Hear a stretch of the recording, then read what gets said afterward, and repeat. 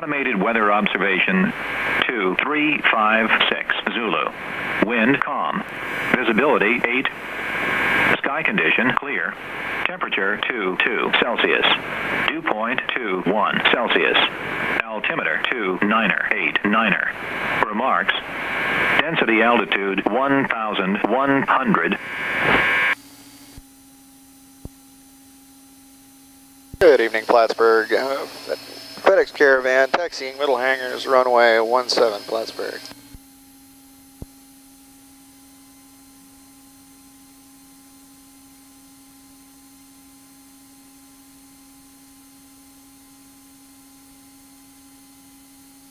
TOS, system test OK.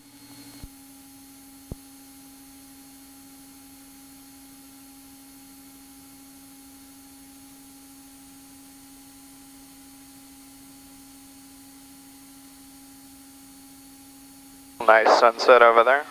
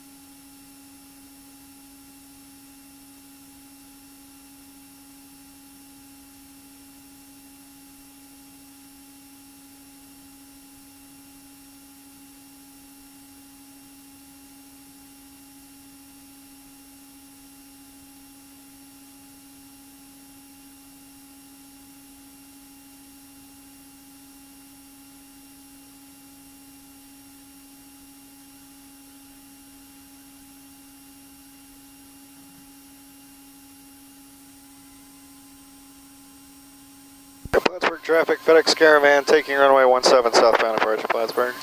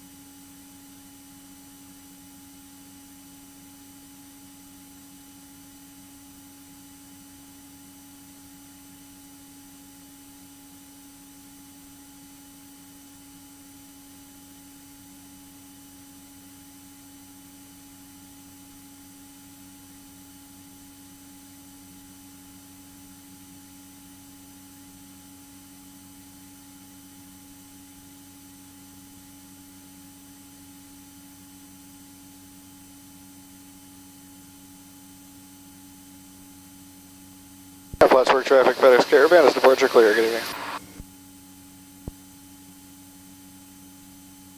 Good evening, Burlington. Wiggins 510 Alpha is out of Plattsburgh, 1,800 in the climb, IFR at Albany.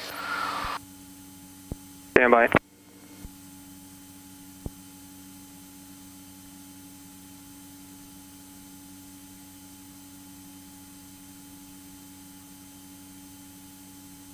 Mike, altitude, your discretion. Mike, thanks.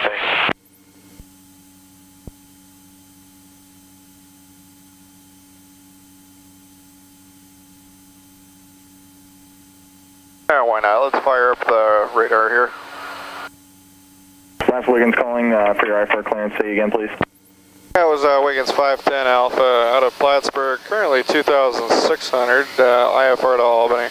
Wiggins 510 Alpha, Burlington approach, ident, and squawk 5346, Burlington, altimeter 29990. 5346 with the flash, Wiggins 510 Alpha.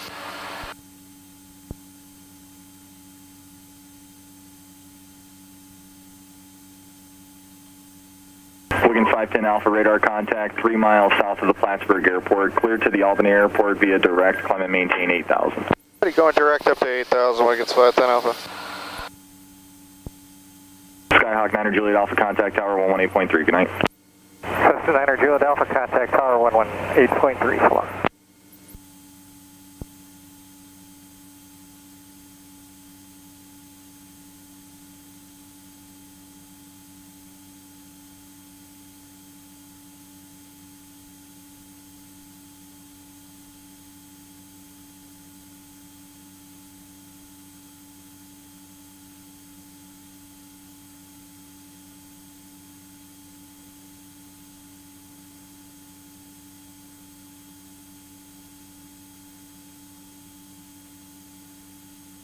And Malibu 4 Alpha Golf, turn 20 degrees right.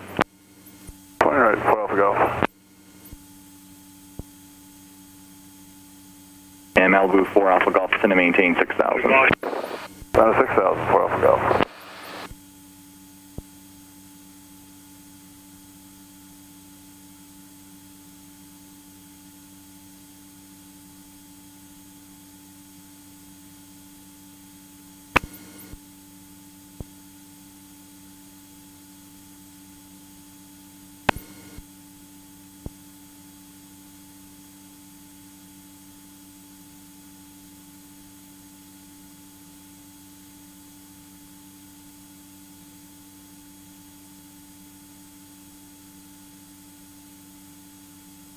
Site 20, Mike, ain't shed site, keep the squawk, I'll call you on the way out in 10 minutes.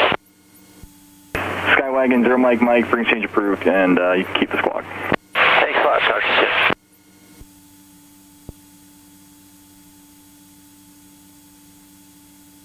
soon. Burlington approach, sniper with ATIS 22 miles to the south field in sight, TACA rifle 33.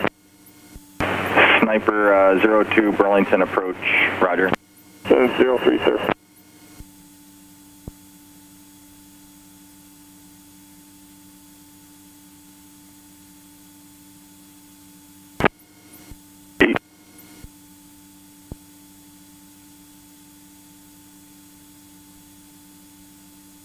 Well, looks like we're still getting a little Sniper bit. 02, understand you want to do the TAC recovery for runway 33. Sniper 03, A-firm TAC recovery for 33. Sniper 03, right to south high. Sniper direct south high at the same thing. Burlington departure, Recon 7-1, we're just leaving Camp Johnson en route to the range. We're at 800 feet. Recon 71 Burlington departure, radar contact, proceed on course. On course, Recon 7-1. Sniper 02, turn right heading 100 vector for the south high. And Sniper 03 is right turn to 100.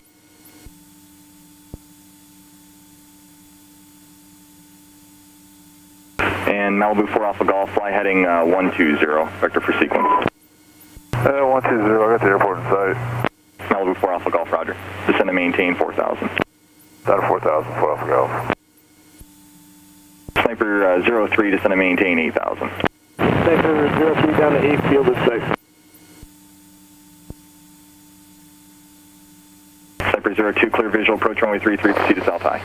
Sniper 03 is direct south high at this time.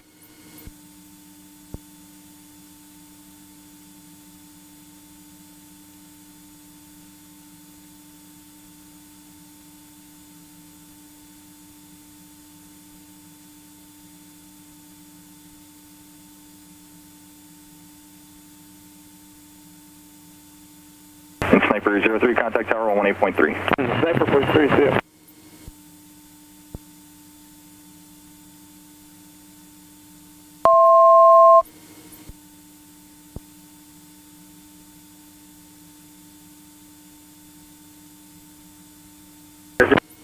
Recon 71, fly heading 090.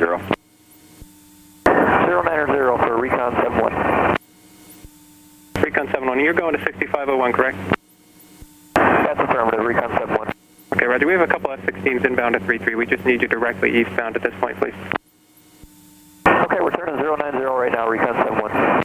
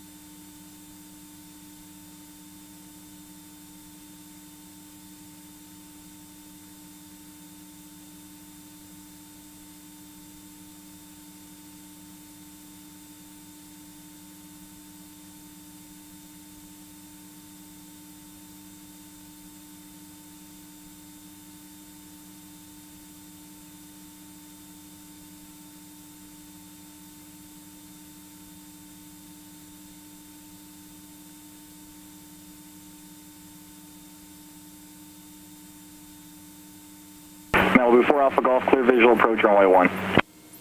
Clear the visual runway 1, 234 Alpha Golf.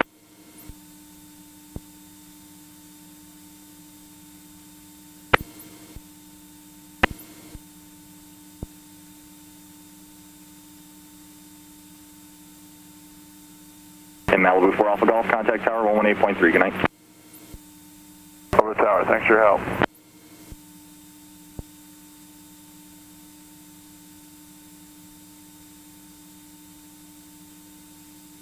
And Recon 71, proceed on course to the range and for exchange approved. On course for the range with fixed exchange, Recon 71.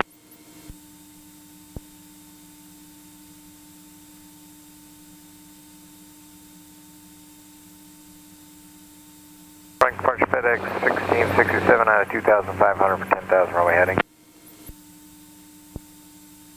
FedEx 1667, Burlington departure, radar contact, when able to proceed direct Syracuse. When able to direct Syracuse FedEx 1667.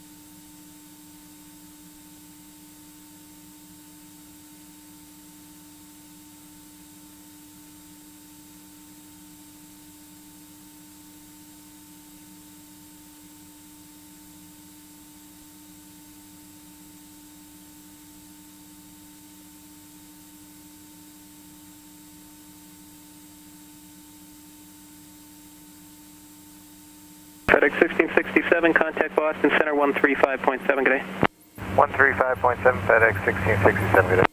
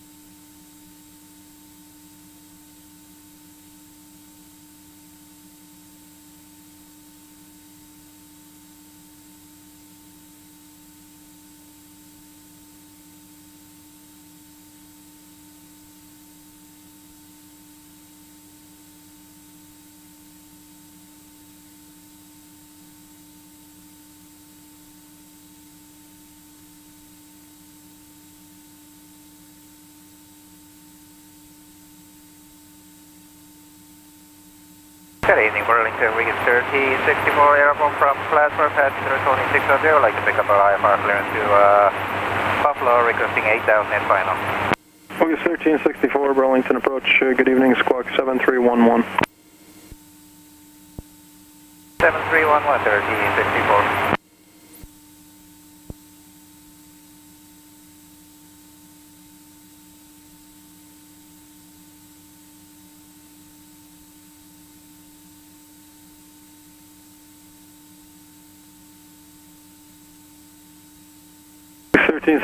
Radar contact 4 miles southwest of Plattsburgh Airport, Burlington altimeter 29990. Expect clearance momentarily. Roger.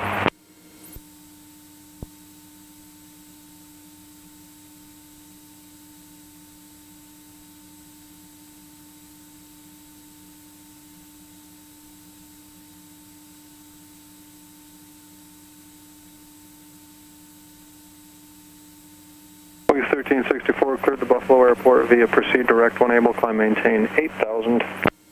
Direct Buffalo 8,000, 1364.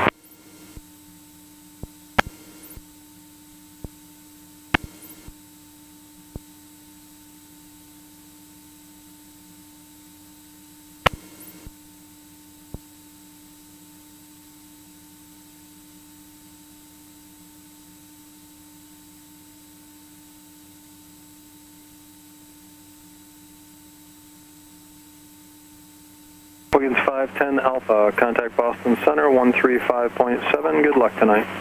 510 Alpha 35-7. Thanks for all your help, and I'll sure need it. We'll see you tomorrow morning. Yes, sir.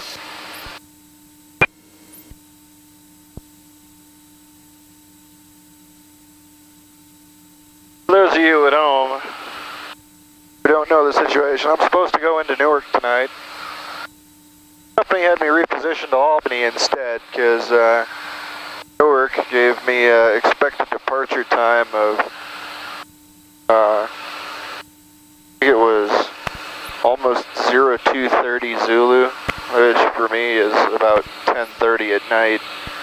It's currently 0020 Zulu, so I'm getting off about 2 hours, or well, 2.5 hours earlier than I would have been scheduled for.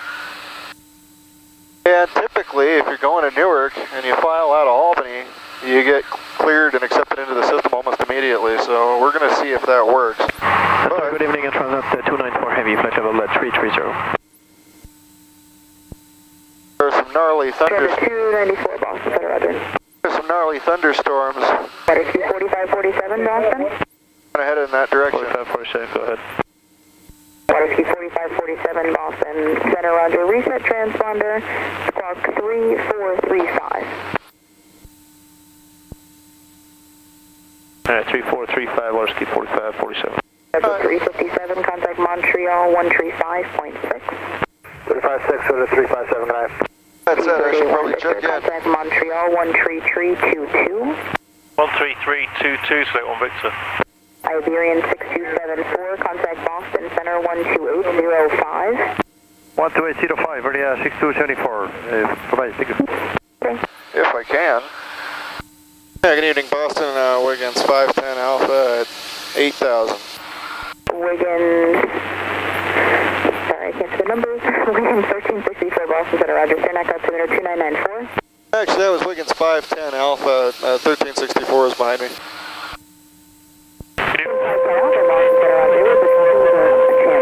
Glen Falls altimeter 2988. That was blocked, but I got 2988, 510 Alpha. Thanks. 322.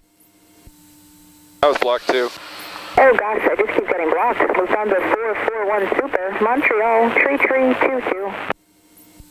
3322, Lufthansa 441. Bye-bye. Thank you.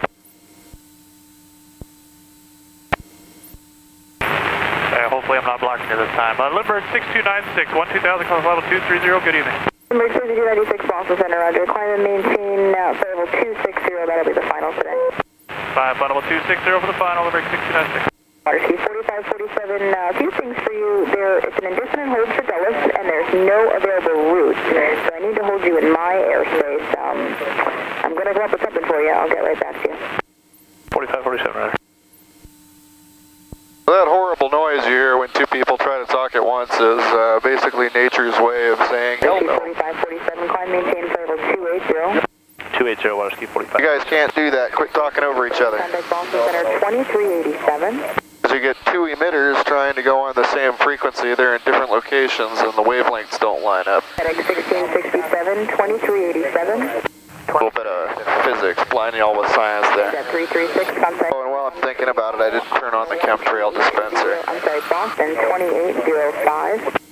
2805 Air Transat 336, yeah. Okay.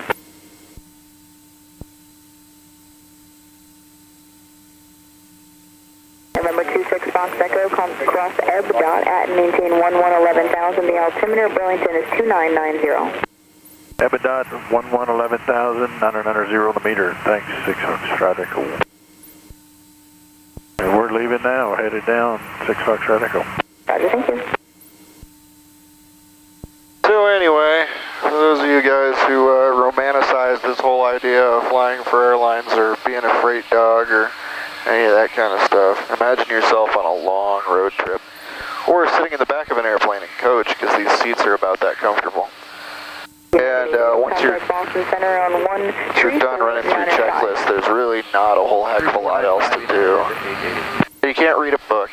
You can't sleep. You get to listen to this banter back and forth, and sometimes some idiot will come up on guard and say something stupid, but outside of that, unless you got somebody sitting next to you, you've got jack squat to do. And unfortunately, if you start out as a freight dog, especially for a 135 operator, you're going to end up with nobody next to you for the majority of your flights. So this is it, folks. Scan that horizon looking for other traffic, things that want to kill us. Look down at the pretty scenery below.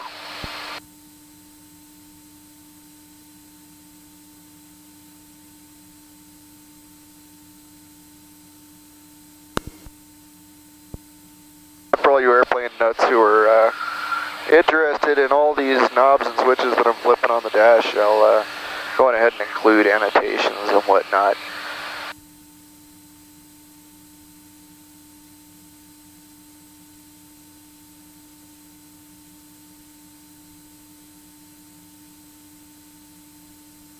You see why so many pilots are fueled pretty much exclusively by coffee and nicotine. Water ski 4547, disregard that plane hold over Saranac Lake, which you can expect probably holding on the next frequency. Contact Boston Center now 123.87. Have a good night. 2387, so long. Also, when you get to your domicile at the other end, in this case it's going to be Newark, where we're stopping off in Albany first. I don't know about other carriers, but this particular airline has a room full of recliners, because that's the only space that FedEx could make for us.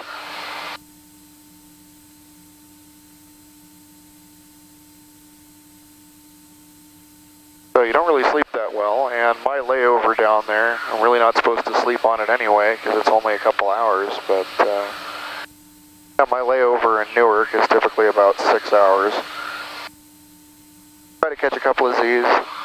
Occasionally, you know, just hop on the internet and start looking at stuff. But of course, invariably, if you're doing that every single day, you end up in the weird part of the internet.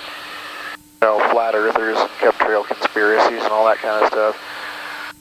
And for the Flat Earth Society type people out there, I know I'm probably going to start a flame war in the comments here, but you know, they frequently cite there being no over-the-top routes between the United States and Russia.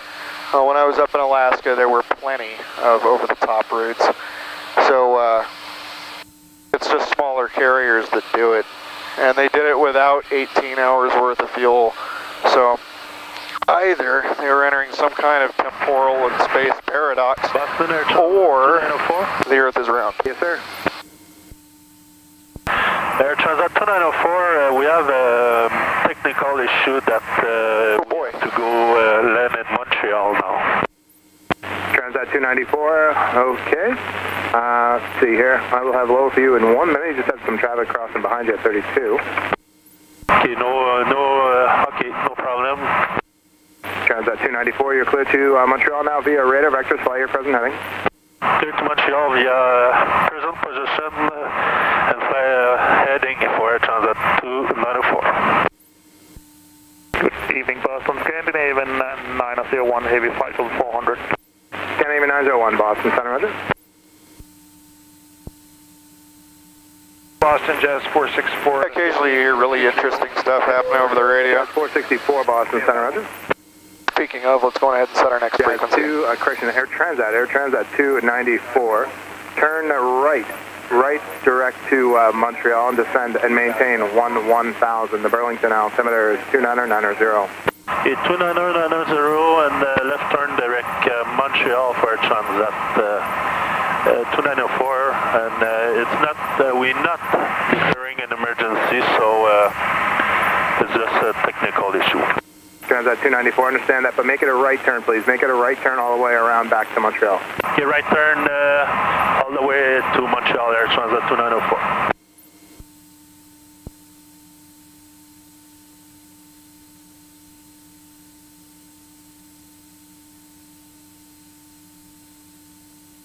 November 26 Fox Echo, contact Montreal arrivals 118.9. Good night. 6 Fox Echo goes home.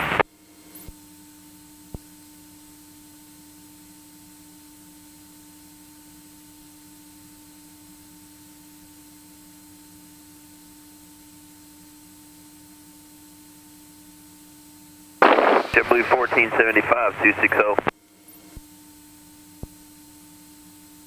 JetBlue 1475, Boston, Rich.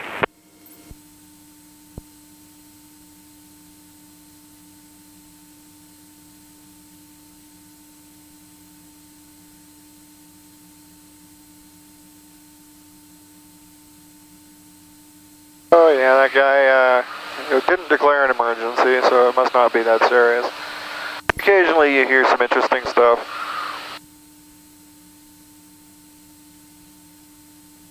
I remember one night over the desert in California, Nevada type area. At 173, descend and maintain. There was a flight that called up with a medical emergency. Turns out somebody had had a heart attack on board. Really not all that uncommon. 10 Victor Uniform, the Lebanon altimeter is 2989er. Contact Boston Center 134.7. 1347, Victor.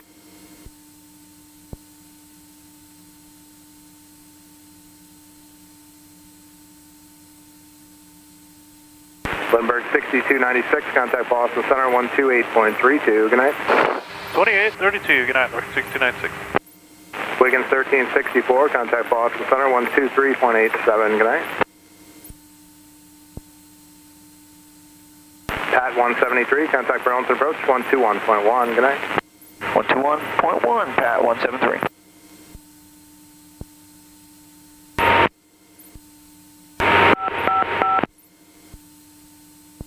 Well, that's new. I've never heard that before. JetBlue 95, contact Montreal Center 135.6. Have a good night. Montreal 135.6, JetBlue 95, good night. Jazz 464, climb maintain flight level 270. 270, Jazz 464. Center JetBlue 1475. JetBlue 1475, good. Yeah, how are your rides up at like 30? JetBlue 833, how was your ride up to 32? It was moderate chop up to, it's down just on the climb, and right now it's just pockets of light chop for JetBlue 833. JetBlue 1475, that's company about 30 miles in front of you at 32.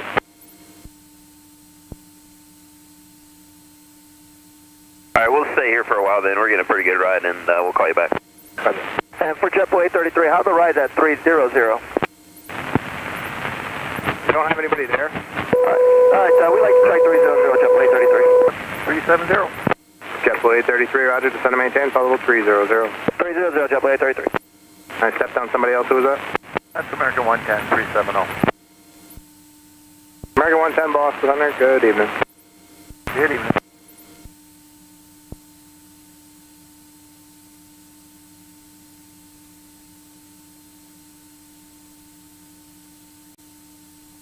Navy 901, descend and maintain, flight level 320. Descend and maintain, flight level 320, Scandinavian 901.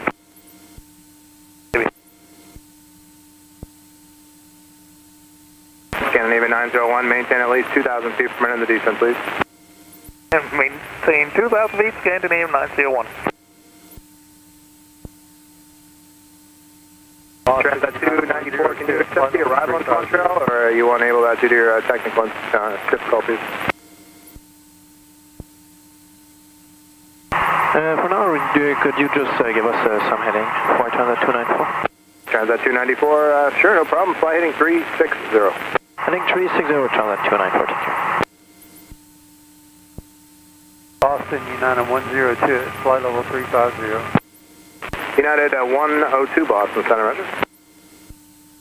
Cargojet 619, contact Boston Center 123.87, good night. Boston 12387, good night, Cargojet 619. Wiggins 510 Alpha, contact Albany approach 132.82, good night. 3282, so long, 510 Alpha, see you.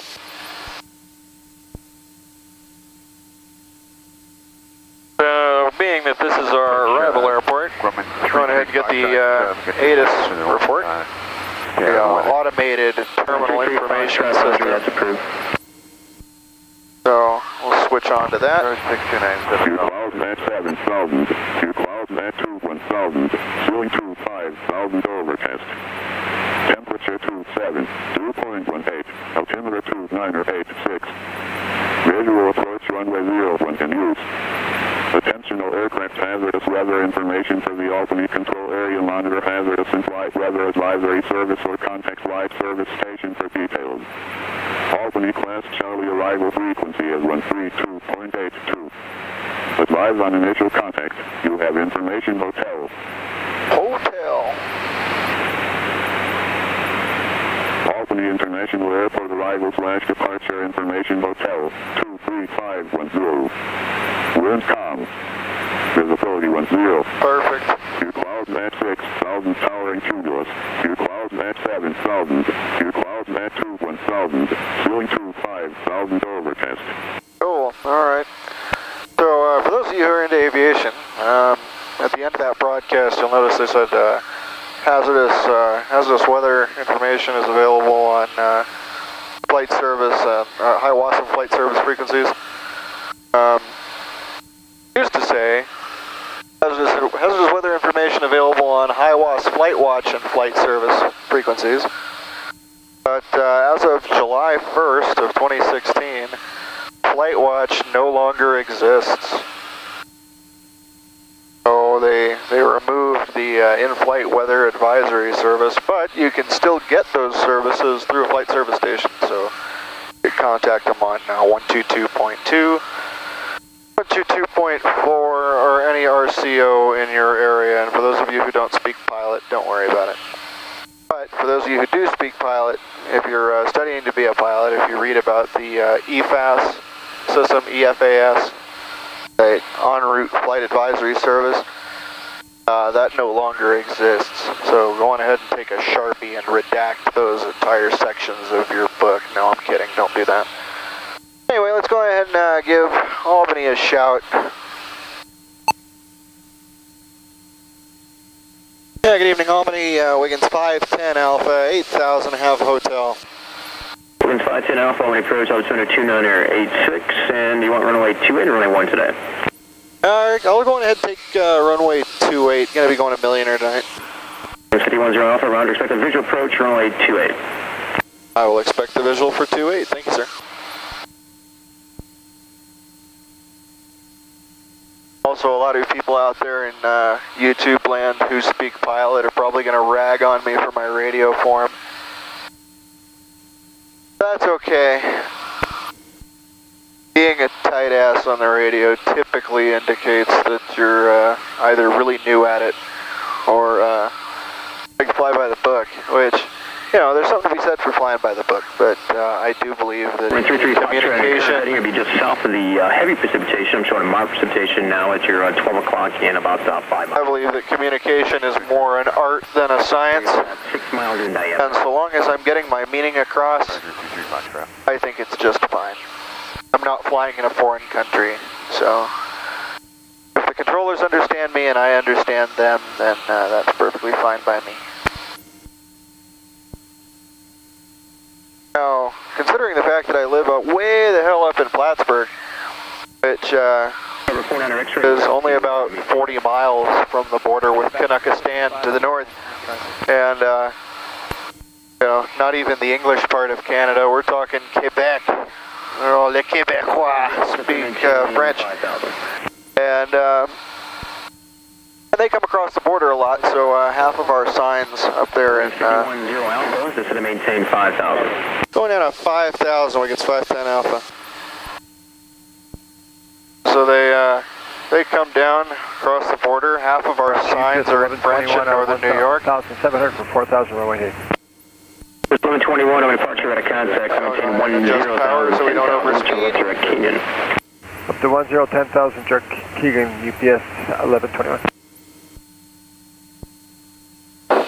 Albany approach, Cirrus 294, Mike Charlie 8,000. Cirrus 294, Mike Charlie, Albany approach, good evening. The Albany altimeter 2986. Oh, Mike Charlie, right.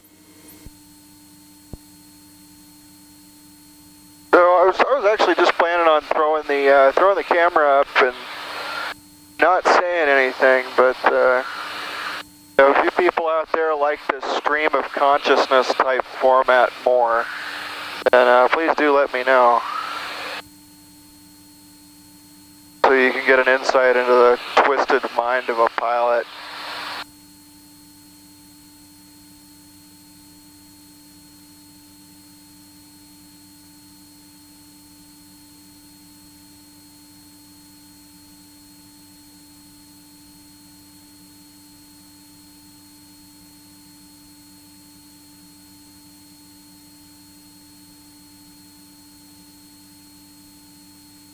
Or as some people have referred to me, an unprofessional professional pilot.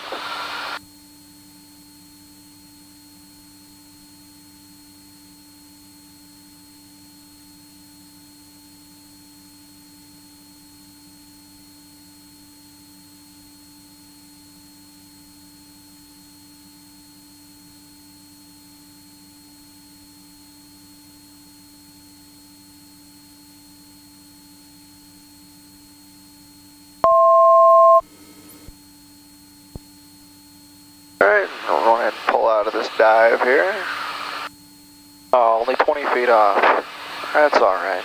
Just correct down a little bit. The power back in there. 121, contact Boston Center 132.65, 3265, we'll see you. 3265, UPS 1121, good day.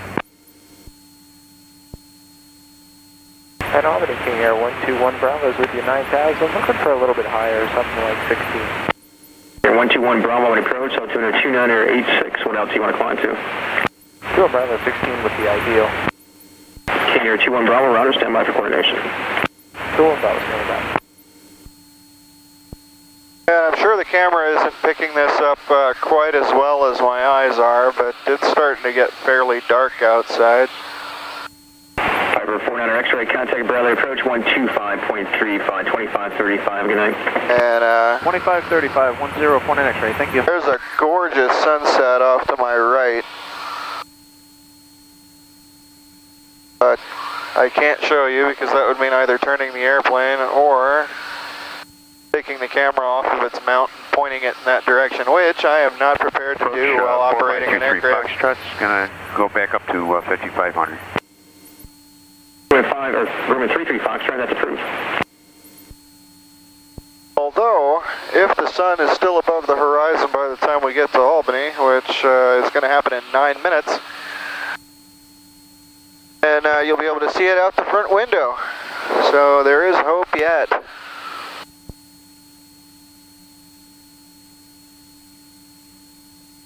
But yeah, we just passed Glens Falls.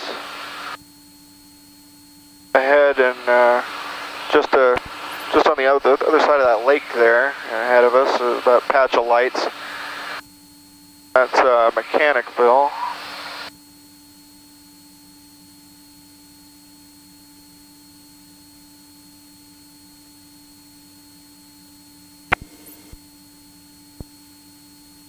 Earlier in the flight off to the left, you may have noticed beautiful Lake Champlain,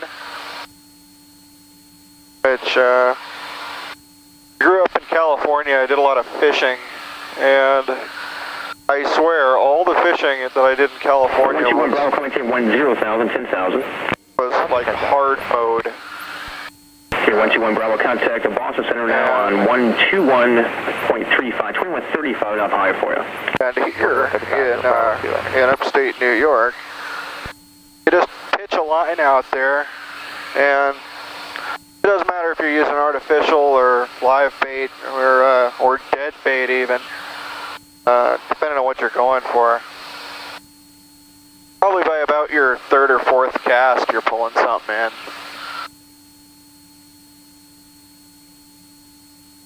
Which, if you'd like to see fishing videos as well, go on ahead and send me a PM or leave a comment or something.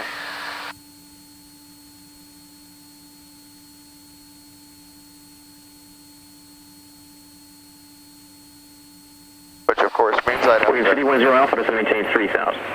3,000, 510 Alpha. Which means I'd have to go and buy some new equipment, but that's okay.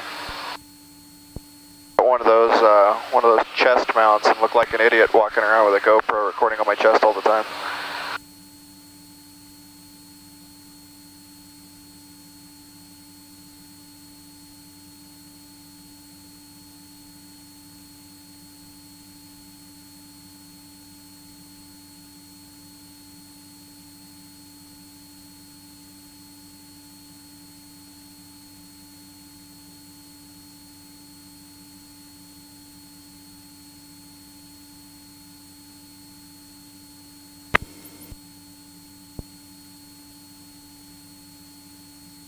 A 1,000 feet to go.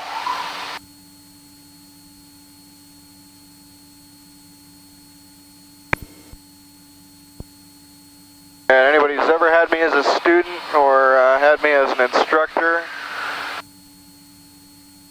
you're noticing that I'm still doing my altitude call-outs, even though I'm sitting here all by my lonesome 500.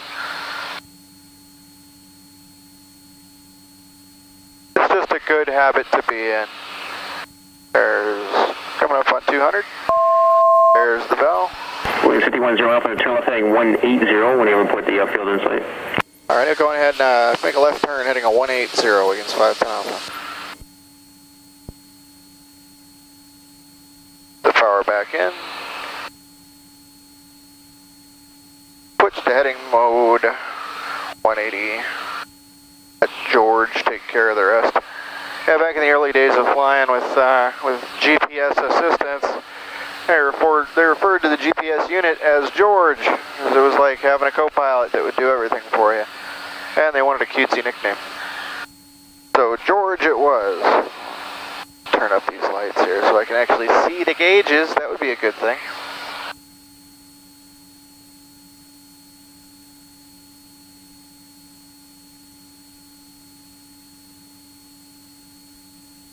Good evening, departure on flight 1026 with you 1,100, climbing 4,000 and left turn to 280.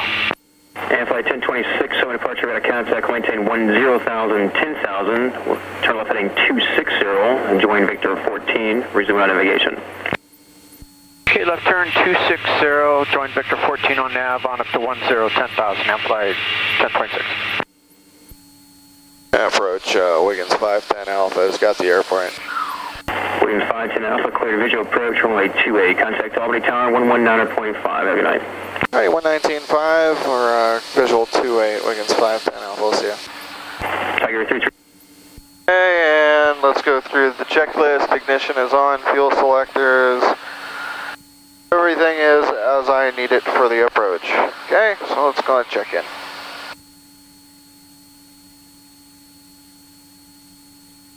Yeah, good evening, Albany Tower, Wiggins 510 Alpha on the visual for runway 28. Wiggins 510 Alpha, Albany Tower, good evening. Wind 040 at 6, runway 28, clear to land. Clear to land, runway 28, Wiggins 510 Alpha.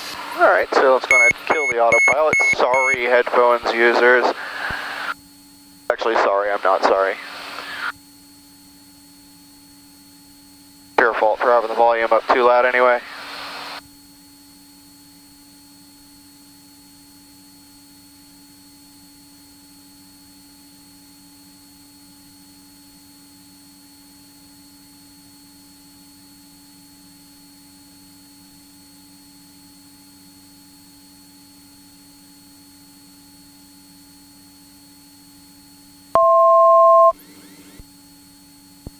view is beautiful and scenic Albany and surrounding suburbs. The airport is actually located in a part of town called Latham, which is just a little bit to the northwest of downtown Albany. In case you're unfamiliar with the geography around here.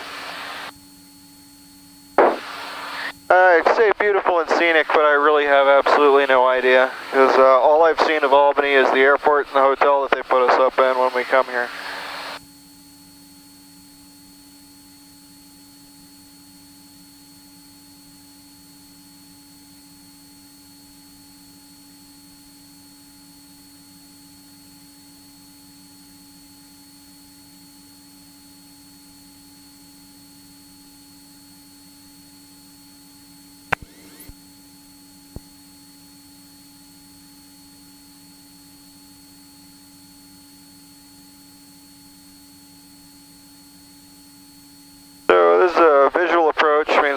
Using instruments for this at all, pretty much.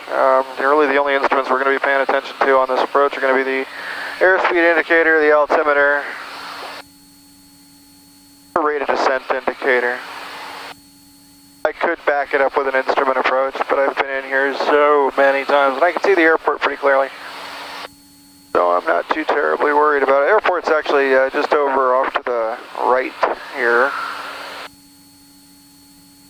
Probably bring in a little bit more of a descent.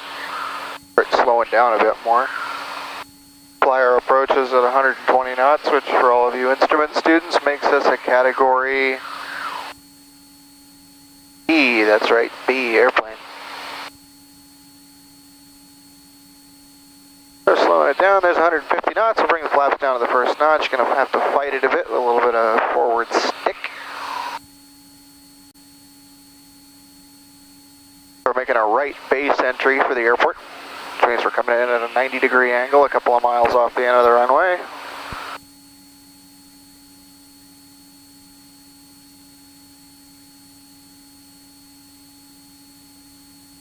Make our turn final here. I might overshoot.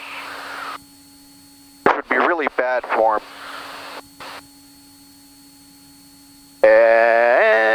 Maybe. No, I don't think I'm going to overshoot. Okay, maybe a little bit. I did have a 7-knot tailwind. Alright, we're on final. A little bit high, reduce power a bit. 500. Thank you. Now those red and yellow lights off to the left side of the runway are glide path indicator. This particular type is a PAPI, Precision Approach Path Indicator. We're down to 110 knots. That's 200 feet above the ground. Sorry again. 350. The low-level wind shear alerting system.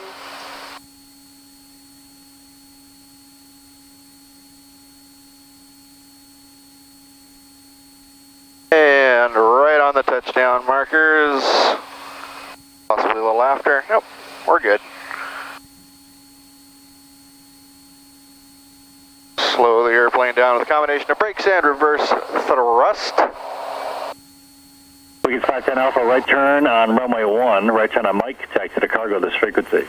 Yeah, Wiggins 510 Alpha. Actually, you're going to Millionaire, so can I make a left on Alpha? 510 Alpha, affirmative, left on Alpha to Millionaire, and this frequency, we'll talk to you later. All right, great, thanks. Left on Alpha, down to Millionaire, stay with you. And clean up the airplane. That inertial separator out so we don't suck up any dirt. Crossing an active, well, yeah, I guess it is an active runway tonight. Cross runway 1. Bust a left over here on Alpha.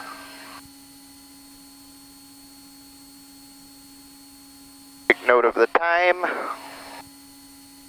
I can relay that to company.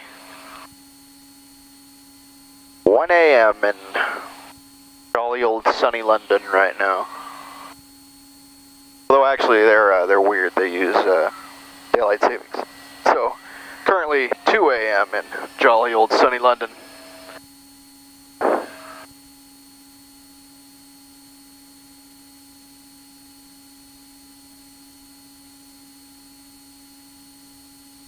since I don't need that second radio, I'm going ahead and set it up for the next set of frequencies I'm going to need when we come back.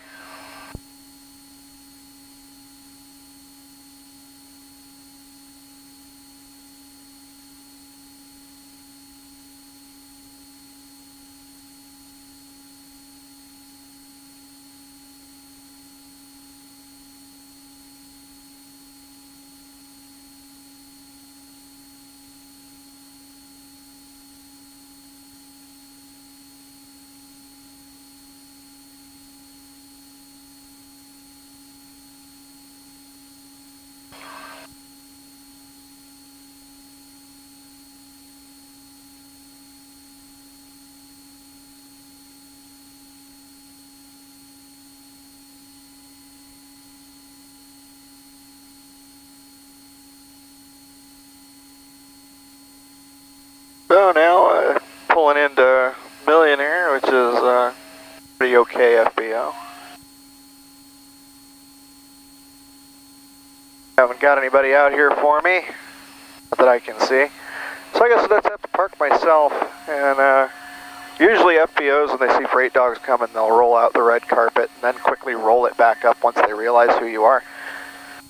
Because, like I'm about to do, we typically go inside and raid the popcorn machine, make a meal out of it, and then the soda machines, if they've got them, drink all their coffee, that kind of fun stuff. So anyway, going to be going dark here in a second. Guys will have me coming back to you here in a couple of minutes. So this has been a stream of consciousness with the Web Wingman. Hope you enjoyed. Be back here in a couple of seconds for you guys. And until next time, in the words of Scott Manley, fly safe.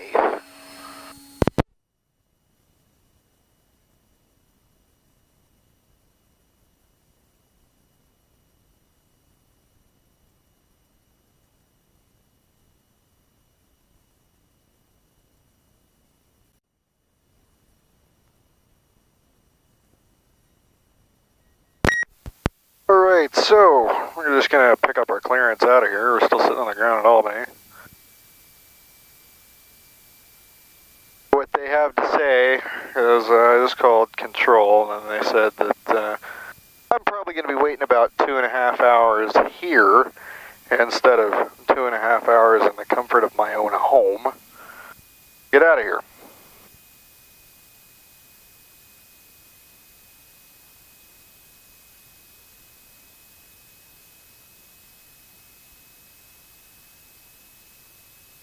Alright, here's open for the best. Hey, good evening, Albany clearance, Wiggins 510 Alpha, IFR to Newark.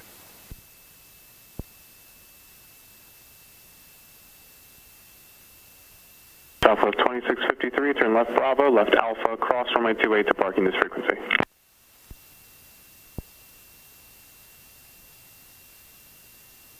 Raven 86, wind 0408, north helipad clear to land, transition to parking at your discretion, report clear of the north helipad.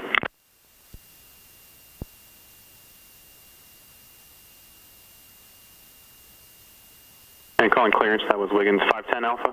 Hey, affirmative. Wiggins 510 Alpha cleared to the Newark Airport via the Albany 6 departure, then as filed, climb via the SID, departure frequency 132.82, squawk 3424. Wiggins 510 Alpha is cleared to Newark Airport via Albany 6, then as filed, climb via the SID, expect 8,000 in 10, 3282 and squawking 3424. And is there a delay going in there?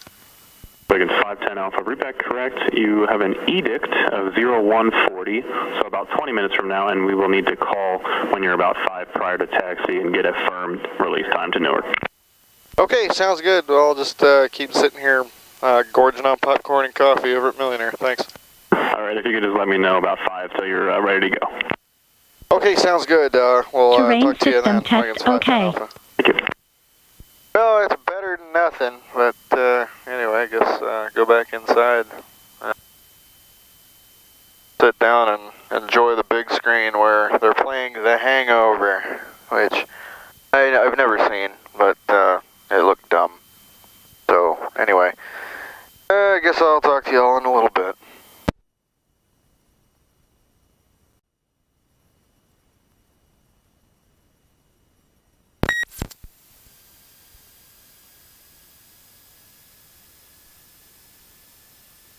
And again, let's try it.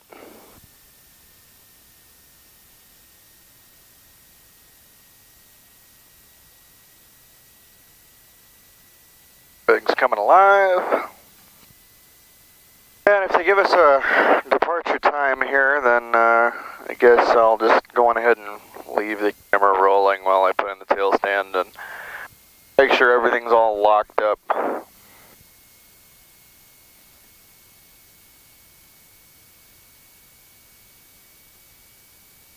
Raven 01 Tower, wind 020 at 7, clear to land north helipad, report clear of runway 1.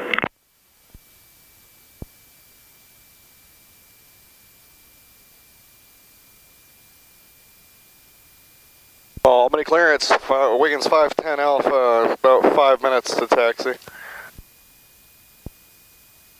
Wiggins 510 Alpha, roger, stand by, let me get you a release time now. Alright, thanks.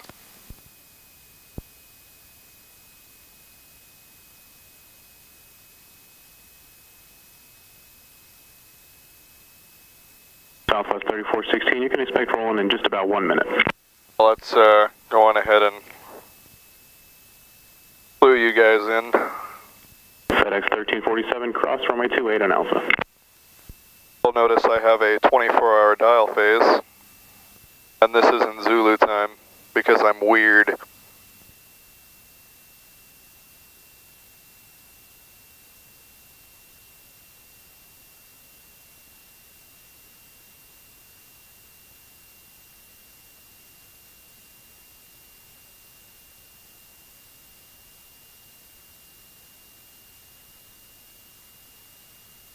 No, I'm not being chased by the police. Those are just the status indicators on my GoPro. Thank you, Auto Squelch.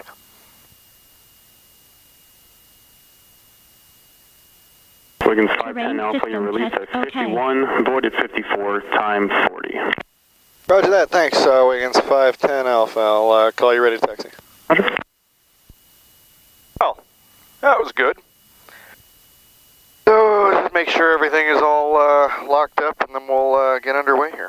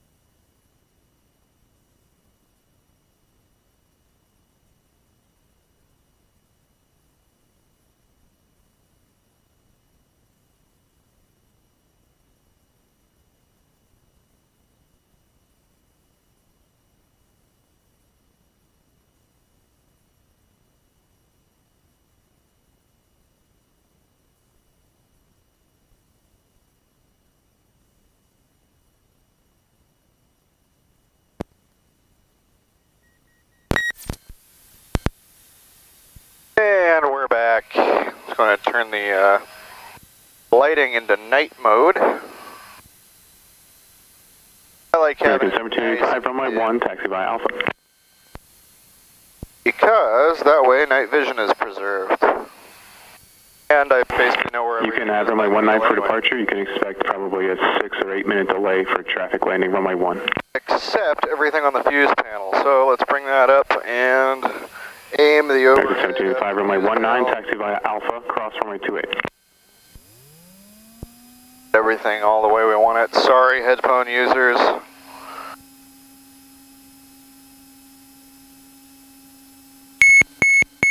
Southwest 2229, ground runway 1, taxi via Alpha.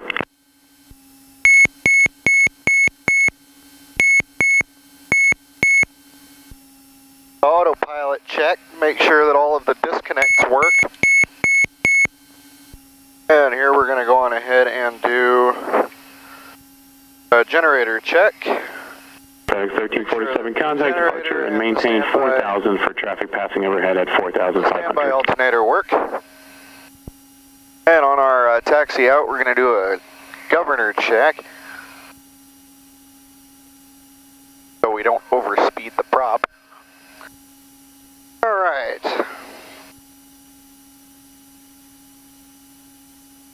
So next frequency we need is Albany ground.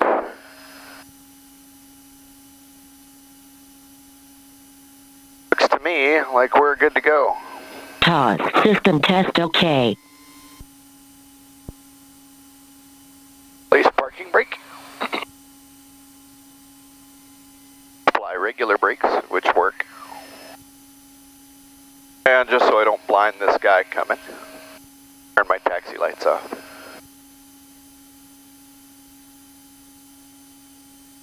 Take the turn here.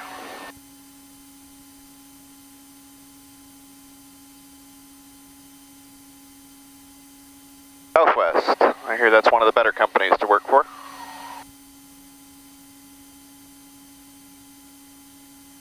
Another new 738s. Which I hear are real nice. Southwest 2229, Albany Tower, wind 020 at 5, runway 1, clear for takeoff.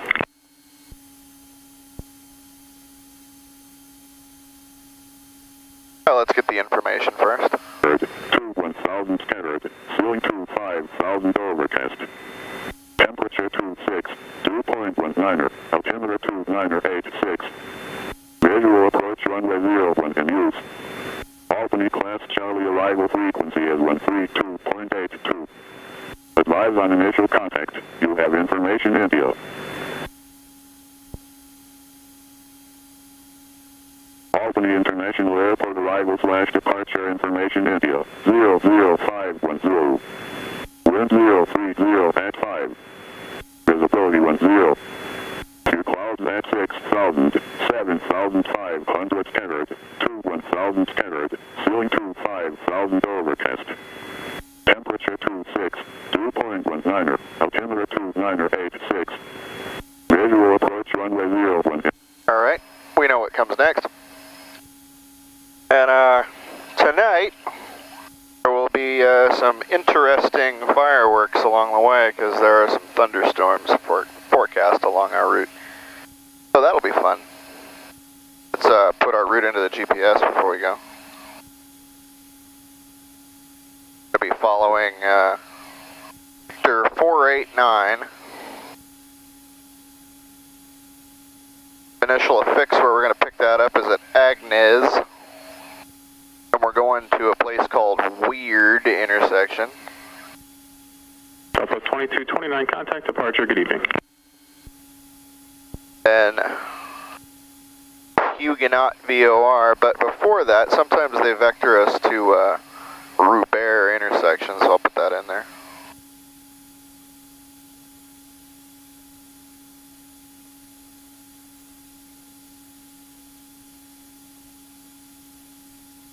And Huguenot, code HUO.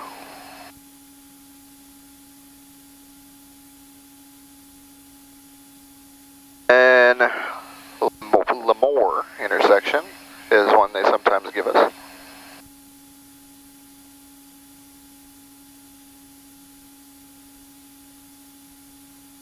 And coat.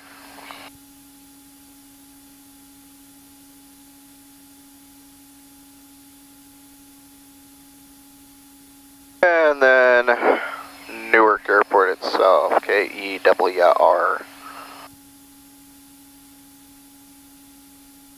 Newark Liberty. Alright, so that looks good to me. We'll set our stall speed, or our glide speed rather, which we're weighing in at 75 pounds, or 7,000 pounds today, which means probably about 84 knots. Alright, so let's call them up. Envoy 3519, Albany Tower, good evening. Wind 030 at 5, runway 1, clear to land.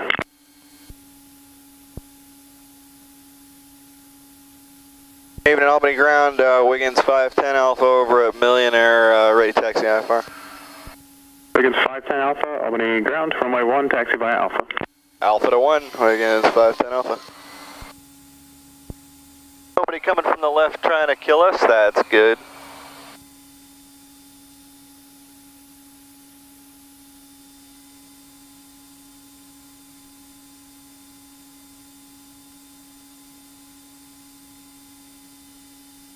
And since we're basically there, go on ahead and prepare the aircraft for departure. Put all the switches where we want them. Inertial separator back in. Both fuel selectors are on. I'm going to go on ahead and save the condition lever for later. Ignition is on.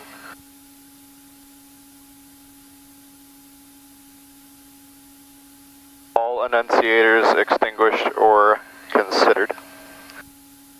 So this one up here, ignition on. That's something we want. The below minimum icing speed, that'll kick off at 98 knots because we're TKS equipped. If you look up what the acronym TKS stands for, it actually makes sense as a ice protection system because the K in TKS stands for kill frost. It's actually the names of the people who invented it in Britain back in the day. So I guess it's kind of funny that somebody who went on to create a de-icing fluid was named Kill Frost. In any case, let's go ahead and switch our frequencies over. I'll set the parking brake while we wait. Let somebody on final over there. Let them land first. We'll do our governor check as well.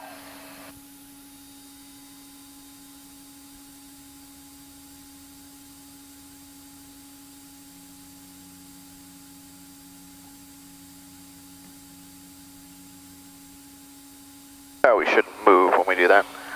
Just like in piston airplanes, even turbine aircraft require a bit of a run-up. Here gets the interturbine temperature all established and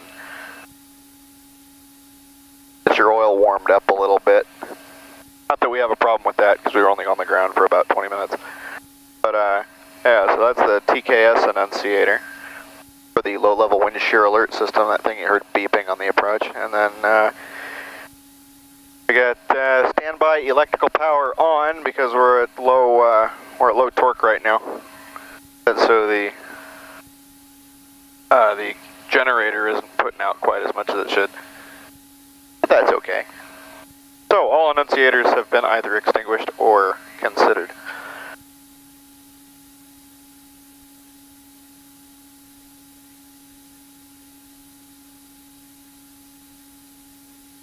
Reset that parking brake a little harder. This type of parking brake is actually a hydraulic line lock. Envoy 3519, turn left Bravo, left Alpha, cross runway 28 to parking this frequency. Have a good night. Bravo Alpha, cleared across 28, parking with you. Have a great night. Envoy 3519. At Albany Tower, Wiggins 510 Alpha, holding short 1 for IFR departure. Wiggins 510 Alpha, tower, wind 0405, runway 1, clear for takeoff. Clear for takeoff, runway 1, Wiggins 510 Alpha. Alright, rolling onto the runway. I've gone on ahead and advanced the thrust lever here a little bit. Put the condition lever in high idle. So then that way when I bring it back, it looks like I only brought it back a little bit. See, all these things that if I was carrying passengers, everything looks like something I meant to do. Alright, heading mode, hit the bug, so that's set to the runway heading, and rolling on the power, here we go.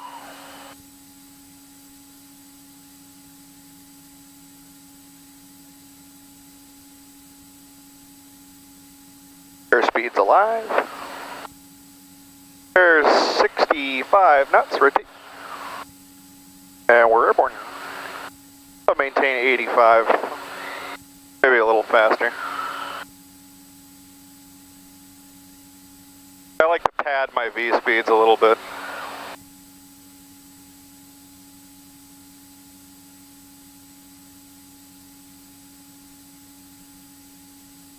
There's 400 feet above the ground by the radar altimeter. The flaps are coming up from 20 to 10.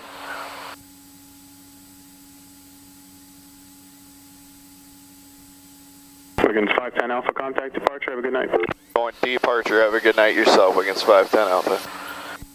Alrighty, creeping up on 1,000 feet above the ground, we'll switch over to departure. Good evening, Albany departure, Wiggins 510 Alpha, off of Albany 1,200 in the climb.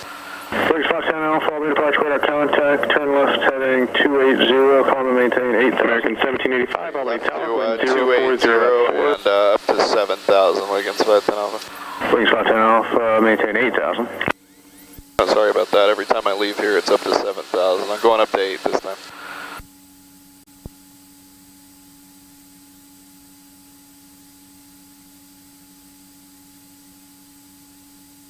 We got the flaps back up. We're 110 knots in the turn. Once we level out, should speed up a little bit, going up to 120. That's our target area. Cirrus 312 Romeo Kilo, contact Syracuse approach 127. Well, the autopilot is in heading mode. We're going ahead and engage that. Good night, 2 Kilo.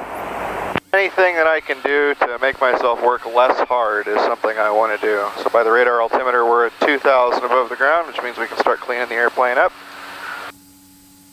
Get the ignition and the landing lights off. That's basically the climb checklist completed. The approach, good evening, Air Wisconsin 3930 is at 11,000 feet within Information India. Wisconsin 3930, Albany approach, good evening. Albany altimeter is 2988, information in Juliet's current, expected visual approach runway 1. 2988, we'll get it Juliet, Wisconsin 3930.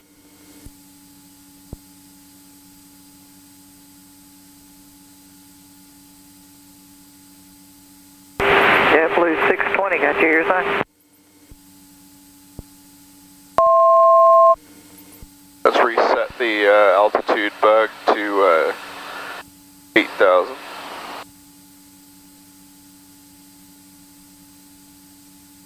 Wisconsin 3930, proceed direct to Music, intercept the runway 1 localizer. Okay, Music can intercept the runway 1 localizer. It works perfectly with the weather in front of us. Wisconsin 3930, thanks. And since everybody's talking about weather, and I was saying... Wiggins 510 Alpha, turn left heading of 250. Going left to 250, Wiggins 510 Alpha. And since we're in a climb, it requires slightly more rudder to keep coordinated. American 1785 0, leaving 1.7. For all of you non-aviation people.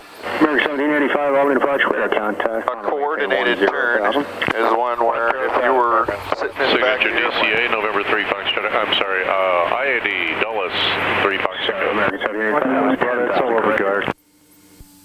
Oh, anyway, if you're not an aviation person, you don't know what a coordinated turn American is. 1785, verify climbing at 10,000. Sitting in the back of the airplane, That's American 1785. you'll notice that Wisconsin 3930 to Sun maintain 2,000. it is very rare. Okay, 2,600 Air Wisconsin 3930. If it happens at all, I hate it when I do that. Sorry, guys. that you spill your drink while the airplane turns. Yeah, you should be. Giving somebody on guard hell for transmitting. Anyway, think about it like this. When you're in a car, if you go to the left, you've got the centrifugal effect throwing everything in the car to the outside of the turn. It's the same in an airplane. But airplanes bank their turns. So, in addition to looking out the window and seeing either ground or sky to the left or right, depending on which direction your turn is, you're also getting thrown to the outside of the turn, unless the pilot is mashing his foot on the rudder, which we've got the control yoke here, and then down below you can... And you might forget a little bit left, of course. course for weather, Wisconsin 3930, about 10. Yeah, down below we've got a pair of pedals, and if I were to sit here and play with them, then you'd notice that the nose of the airplane is yawing left and right. That's how we keep that in check. So if you don't use rudder in a turn, everything flies to the outside. Or if you don't use aileron in a turn, the same thing happens, it's just a lot worse. American 1785, Roger, 10 degrees right approved, expect to turn toward the northwest shortly. 1785, right course approved. So that's my little brief aerodynamics lesson. If you want more of that kind of thing, just let me know in the comments. American 1785, turn right heading 340. Right to 340, 1785. Wiggins 510 Alpha, one able to proceed direct Agnes, join Victor 489. Roger that, direct Agnes and join 489 for 510 Alpha. Alright, so flight plan, down to Agnes, hit direct enter. That's direct to Agnes, we'll go on ahead and put the heading bug there and switch to GPS steering. For 6.4 for 8,000.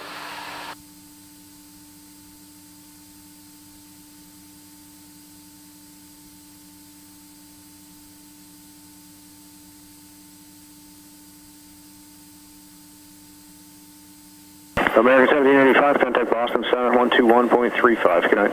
12135, American 1785, good night.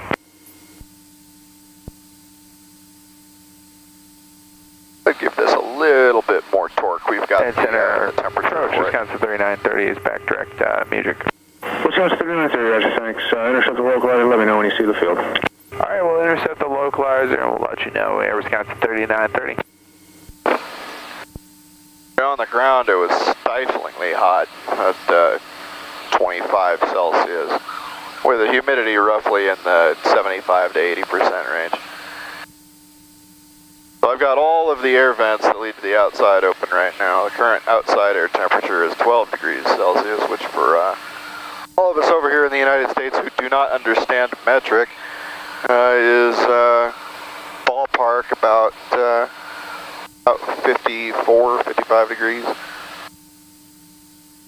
And it's just going to get colder as I keep going up, so it's like having a natural air conditioner with these vents open. It's actually quite lovely. We got 200 feet to go. And instead of just slamming the yoke forward, Jet 774 is airborne off. you're going ahead and hit the control wheel steering button to the autopilot and gently ease the nose over. And there we are, captured at 8,000 feet. You couldn't have done it better. Setting altitude mode on the GPS or on the autopilot. Let the airplane accelerate. 10,000 and confirm we are cleared on course. We jet 774. And then go ahead and back off on the thrust lever. Alright, 270 on the heading, 774. Bring the inner turbine temperature down. And approach, Air Wisconsin 3930, how's the field in sight? Wisconsin 3930, clear visual approach, runway 1. Okay, clear for the visual approach, runway 1, Air Wisconsin 3930.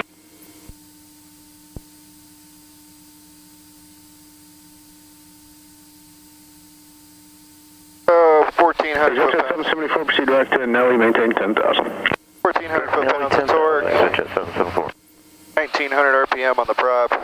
685 degrees between the compressor and turbine sections of the engine up front. We got a perfectly reliable and actually pretty much bulletproof Pratt & Whitney PT6A engine, originally rated for 850 horsepower. This one's been detuned down to 675.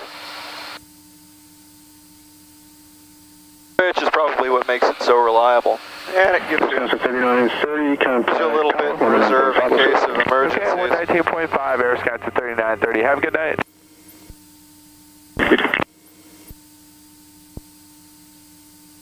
I apologize for the blinking lights on the camera. It's probably driving you guys nuts.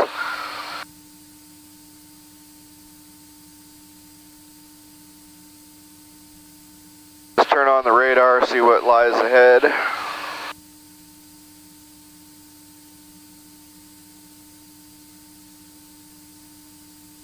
Now, I only have a basic understanding of how this radar thing works, but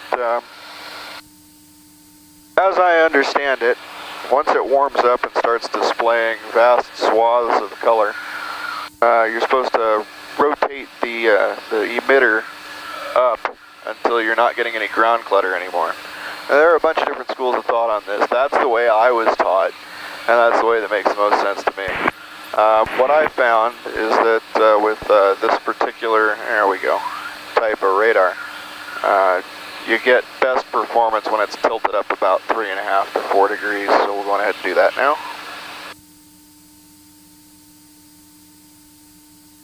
And you can see there's a little bit of green and yellow hanging out in front of us, but yeah, nothing too crazy. I've flown through worse. I don't see any weather out there at the moment, but maybe if I turn the taxi lights off, we can see a little bit better. SOP says we should leave those lights on at all times, and I'm inclined to agree, because that's part of the reason I like flying at night. Everybody's all lit up and you can see them from many, many miles more distant than you can during the day, because they just wash out against the blue sky. And someone in their infinite wisdom decided that it was an excellent idea to paint all airplanes white, which if there are any clouds in the sky and they happen to be against one of them, you can't see them. But, you know, that seems to work fairly well if an airplane's below you, because the colors on the ground tend to be brown, green, and blue. And yeah, so if somebody's below you, you can see them. There was a flight school that was at the same airport that I was at back in California, and they decided that it would be super cool to paint all of their airplanes black and purple. And if you're at Montgomery Field in San Diego, you know exactly which flight school I'm talking about. Their planes look real sharp on the ground, but in the air, if you're trying to locate one against the terrain, you cannot see it. Alright, so it looks to me like we're coming up on some cloud penetration, and it would appear that I am correct. So, just going to keep on going here. I don't see anything too crazy on the radar, so we'll just continue going. Lincoln 510 Alpha, contact Boston Center 134.3. Have a good night. Going to Boston on 34.3. We'll see you at 510 Alpha. It's going to get a little bit sporty here in maybe about 20 miles, I think. Oh, I've got the FIS link up. Let's see. No, we're not going to be looking at anything too insane until we cross over into New Jersey. And that's probably about 80 miles from now.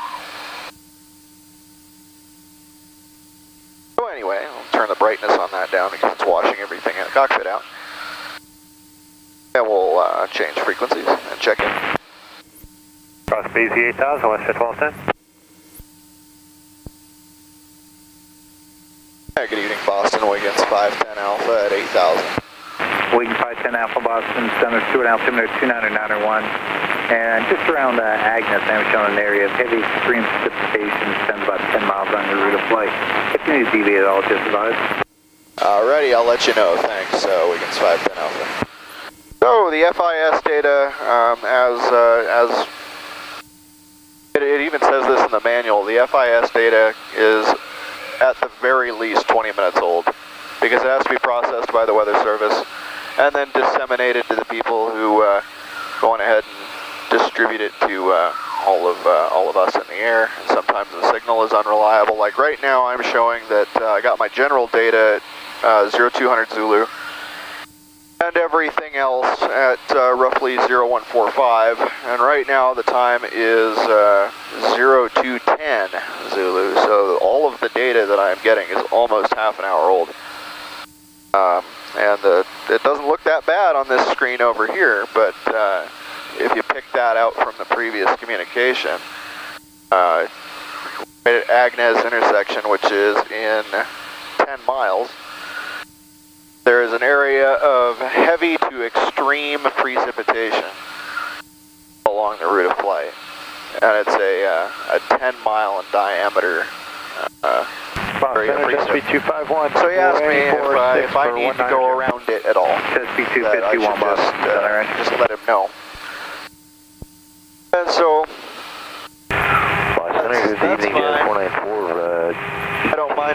rain. I need to watch the plane anyway. Yes, 494 Boston Center, Albany, altimeter For safety's sake, once we enter it, I'm going to go ahead and pull out the inertial separator. Now what that does is, instead of allowing air straight into the engine, there's a bypass so that the air has to do a sharp 90-degree turn. Actually, it's almost 180-degree turn to get into the engine. This means that, alright, a little bit of turbulence here, no biggie. That means that anything that's suspended in the air, be it dust, dirt, rain, snow, ice, etc., due to its momentum as it's moving through the air inlet, cannot make that 180-degree turn, so we don't FOD the engine. FOD is foreign object debris, and you know, the engine is designed to eat air. It is not designed to eat other things. Okay, I'll go ahead and leave the taxi lights on for you, because this flying through clouds effect is pretty darn cool, if I may say so.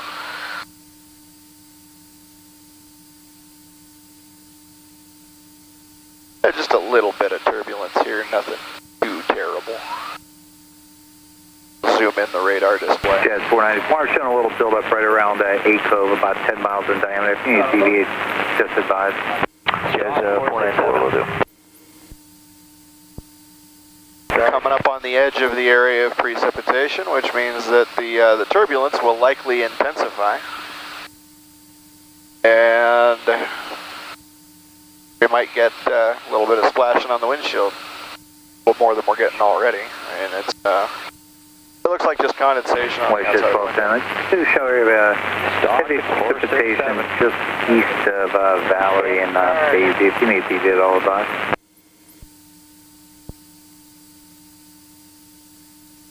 We'll let you know what's at all time.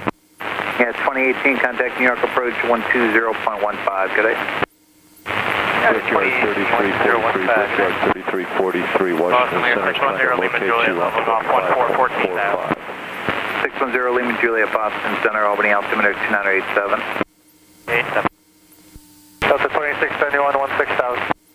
Delta 2671, well, Boston it looks like the area of precip in front of us is building a little bit, because now the echoes on the radar screen are showing up as red, which indicates heavy. Good evening, number 4245, leveling 16,000, 206,000. Landmark 4245, Boston Center, Albany, altimeter 2987. I am showing up build up right around ACO, or right around ACO. As soon as deviate, just advise. We'll rise up 4245. WestJet 1210, contact New York approach 120.8. Good day. Approach on 20.8, WestJet 1210. Well, while we're here, let's go ahead and do paperwork. Charlie requesting lower. 4002 Charlie, descend to maintain 7,000. 7,000, sir, Charlie. Boss, Jazz 494, we'll just take 10 lap for that weather. Jazz 494, deviation left approved, direct to crank when able. Direct crank when able, Jazz 494, thanks. Alright, making our turn from Agnes to Weird. The autopilot is automatically sequencing that for us, which is nice. I like it when that happens. Means less stuff for me to do. When I was an instructor, hey, here's that rain. Turn on the all the exterior lights just so you can see that. Alright, yeah, now we're really getting thrown around. This is nice. Hey, all of you out there in YouTube land who are afraid of a little bit of turbulence, it's really no big deal. It's just like being in a boat, being on kind of rough water, you know. Well, he said extreme precip, but I'm kind of not seeing it. Looks like maybe moderate. Possibly creeping up on heavy, but not extreme. I'll go ahead and pull the inertial separator anyway. Unfortunately, when you pull the inertial separator at cruise power, deviation for weather. Landmark 4245, deviation left approved, direct crank when able on advise. The handle requires a fair bit of muscle to pull out, but even more to push back in. And the way around this is to reduce power down and then push it in. Cross 121 Boston and then bring Center, the power back up. But 2991. Typically, typically, once you pull the inertial separator in a flight, it's inadvisable to push it back in. Especially in ice. After Delancey, clear direct Tressa. Direct to Tressa after Delancey, course 121. But because our outside air temperature is 8 degrees Celsius, we're not going to run into that problem. FedEx 1647 Boston Center, climb maintain for level 190. 190, FedEx 1647. GSP 251, descend to maintain 17,000, Albany altimeter is 2987. 17,000 and 2987, GSP 251. Another problem with pulling the inertial separator is you get a decrease in the amount of available power to the engine because it's not being force-fed air by the ram effect. So, having pulled that out, Lima Julia, my inner turbine temperature has remained at 685 degrees, and the amount of torque I'm generating has dropped to 1,300 foot-pounds. 2557, which is still plenty. I mean, we're still doing 155 knots, or roughly 175 miles an hour through the air. Yeah, it looks like we just lost our radar. Oops. If you can give us any headings that would keep us out of the heavy precip, we'd appreciate it. 610, Lima Juliet, now just sliding at 210. 210, thanks. Jazz 494, you clear the precip right there?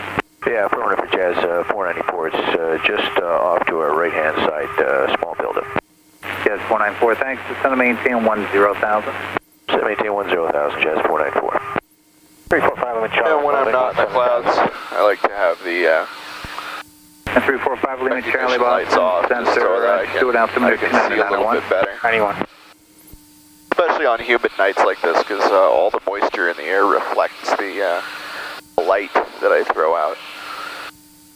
And it makes it kind of difficult to see things.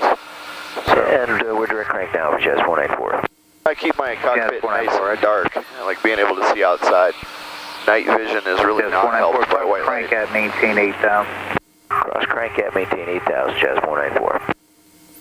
And there are some people, I'm not going to name names because I don't know who actually, but 610 Lima Juliet, descend to there are maintain some people 1,000. in this company who insist upon driving at night with the lights on maximum. 99, 36, 7. And yeah, we're back in the clouds 36 again. Boston Center, climb maintain 17,000. 345 Lima Charlie, request lower. 345 Lima Charlie, have that in about 5 miles. Okay.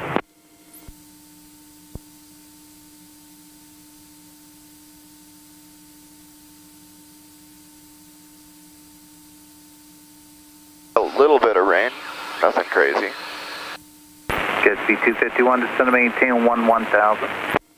Maintain 11,000, Jets 251.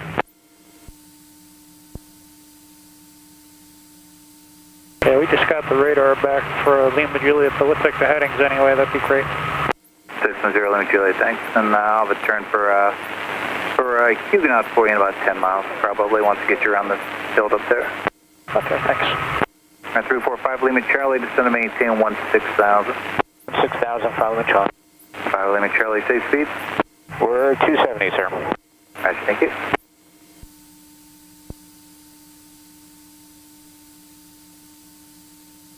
GSP 251, contact Bradley, approach 123.905, good day. 23905, good day, Jets 251.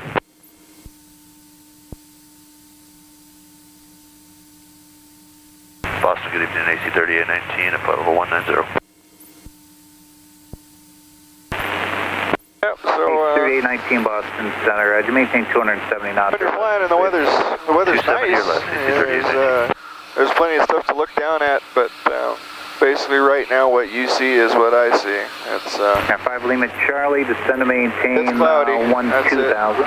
And 12,000, 5 Lima Charlie. And tonight's not a particularly good night for stargazing either, which actually, this is one of the best places to do it, especially if there's a cloud layer. You get above it, stargazing out in front of an airplane. It's pretty awesome. 12,000, 2691. South 2691, just east of Valley. I'm showing an area of heavy precipitation. Crazy stuff up here. Like, I'll take a look, 2691, thank you. And there's absolutely no light pollution from underneath you. You can see all the stars. Kronos 121, descend to maintain 13,000. 13,000, you can see stuff that Blue Street 9936, city dwellers will center 127.37. Good day. ever consider as being visible with the naked eye. It's like going out into like the middle of Africa, and you know, like one of those wildlife 45, descend to maintain 14,000. 14,000, we're 4245. Not that I've been to Africa, but I've heard stories. Yeah. Good evening, it's Air Canada 766. Check sometimes when there are meteor showers up here, you get an excellent show. 280 knots for space, Stewart altimeter 29901. All right, 280 knots for spacing and 2991 on the meter for Canada 766. So find a local charter outfit and see if you can get a flight at night above the clouds during a meteor shower in a light aircraft. Number 4245 direct crank, thank you. Direct crank. Even if you don't want to go with a charter outfit, just go and look at 3819, just going to maintain 15,000, I'm willing to pay my share of the flight expenses. If you're willing to take me up above the clouds tonight, I'm sure some commercial pilot student is probably going to eat that up. But you have to pay your fair share, what it's called in the regulations is a pro rata share. 610. So if there are two of you, just you and the pilot, you have to pay no more than 49% of the expenses of the flight.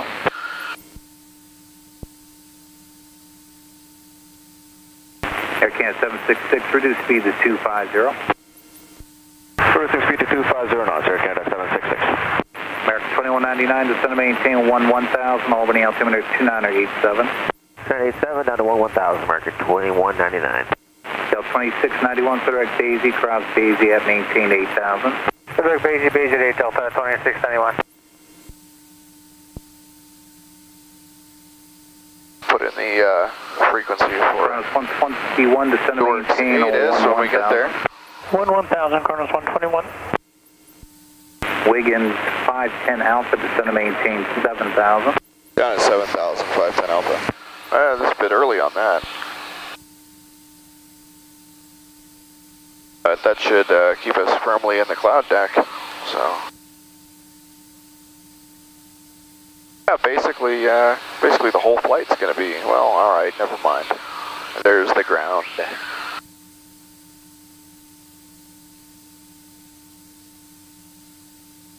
Air Canada 766, descend to maintain 13,000.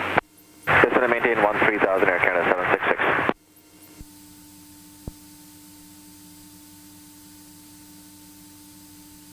And as mentioned previously, I'm going to go ahead and leave the inertial separator out because even though we've got a nice warm day, 5819, maintain 250. The air pressure change from going from ambient to the suction of the air intake on this engine can cause a rapid decrease in temperature, which will cause all the water that we pass through to form into ice. And we don't want the engine adjusting that. Number 4245, descend to maintain 13,000. Down to 13,000, we're 4245. Boston Center, flagship 4052, level here 19. We're getting, let's call it continuous light chop. Flagship 4052, Boston Center, Roger. Descend to maintain 13,000. Stewart altimeter 29901. Alright, down to 13,000. Re-engage the altitude hold mode. 4000 Charlie, descend to maintain 6,000. 6,000, sir, Charlie. Now 5 Lima Charlie, descend to maintain 11,000. 711,000, 50 Charlie. Well, this was kind of disappointing. I was expecting more of a light show. 12,000, AC30 energy. As when they predicted thunderstorms, I kind of perked. I was like, ooh, this would be the perfect night to record a video. 2691, contact New York approach 120.8, good day. 120.8, good day, Delta 2691. I'm probably going to get the bastard stepson. Number 345, Lima Charlie, descend to maintain 10,000. 10,000, finally on. Leopard 4245, descend to maintain 12,000. Down to 12,000, number 4245. Jazz 494, descend to maintain 7,000. Descend to maintain 7,000, Jazz 494. Jazz 494, contact New York approach 120.15, good day. 12015, have a good night, Jazz 494. And 345 Lima Charlie, descend to maintain 6,000. 6,000, Lima Charlie. Boston Center, Porter 145 with you, 190. Porter 145, Boston Well, Center. you can see we're getting slightly more populous down below. Boston Center, Wigan 7413, 8,000. Hey, there's Wigan company. 7413, Boston Center, Stewart altimeter 29901. 29901, Wigan 7413. I'm going to be sharing a room with that guy tonight. 4000 Charlie, contact New York approach 127.6, good day. Man, and I'm probably going to be sharing a room with about 8 other people maintain tonight. 7,000. That's okay. For number 4245. Number 4245, affirmative, descend to maintain 7,000. 7,000 for number 4245. 345 Lima Charlie, descend to maintain 6,000. 6,000, finally Charlie, thank you, sir. Ace 3819, clear direct to Farah and join the localizer 16.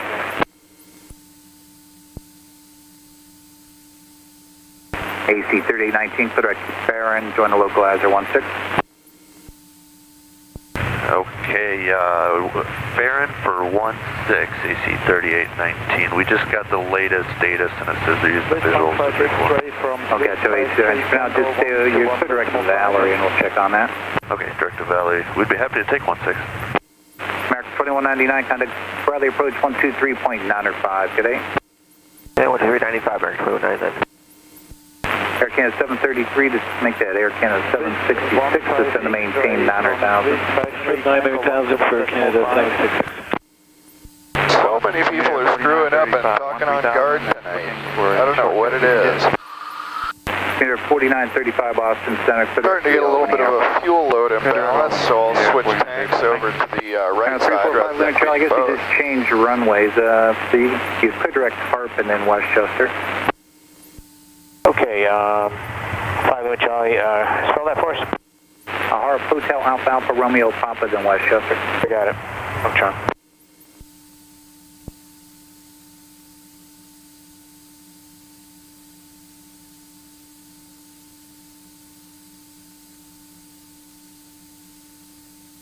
So yeah, another skill that pilots have to learn is selective listening, which if you followed me this far into the video, you're probably already fairly good at. You'll notice that there's a lot of crap going on in the background, and I don't necessarily need to hear all of it. Maintain 11000. I'm just listening for key phrases like Wiggins and 510 Alpha.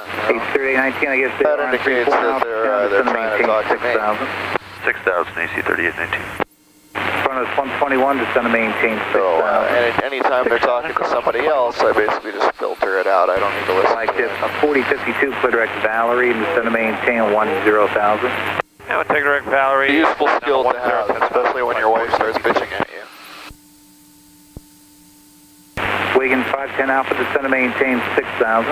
Down to 6,000, 510 Alpha. See, just like that. Turn altitude hold mode off. Wow. Establish 5 degrees nose down, bring it to 6,000 there.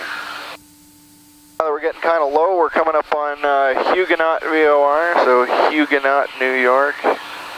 Boston 404 Juliet. Over near 404 Juliet, Boston Center, Stewart altimeter 29901. 2991 for Juliet.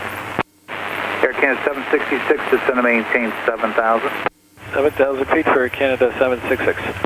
Porter 145, cross the closest town to Huguenot is actually maintain 7,000. Middletown.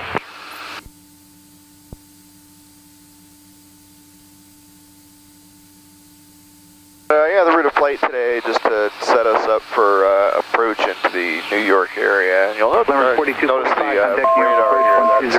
That's an artificial effect. I'll explain it here in a minute. 4245, yeah. But Boston Delta 13.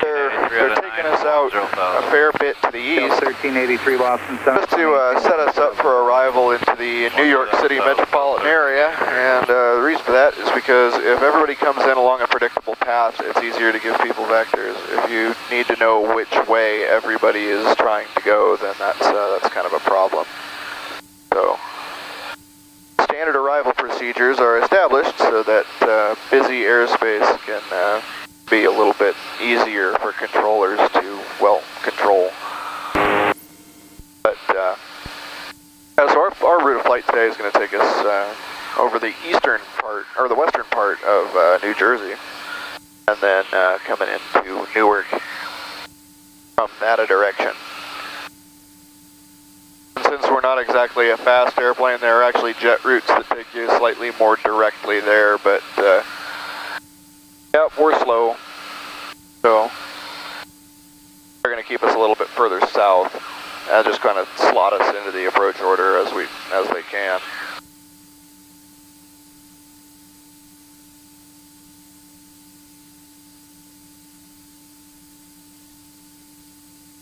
Uh, 0230 Zulu time. Center, Kenneth 718 with you, 23-4 for 19,000. In the air for about half an hour now. Hopefully I'm not boring. Number 610, maintain 6,000. 6,000 there, let me do it. AC3819, contact New York approach 120.8. 20.8, AC 3819. Number 0, leaving Juliet, contact New York approach 127.6. 27.6, good day, let me do it. Delta 1383, contact Boston Center 121.35. 2135 Delta 1383.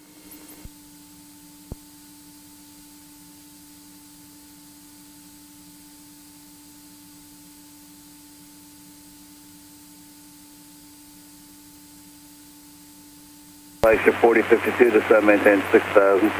Down to 6,000. Expecting this flight to be about another 25 minutes or so. Get at 4935, cross 30 miles south of Albany and maintain 1. That's about standard for Plattsburgh to Newark, roughly 2 hours. 1,000, commuter 4935. Now, one way or the other can be slightly faster due to a number of factors. Wind direction and velocity happens to be the most prevalent.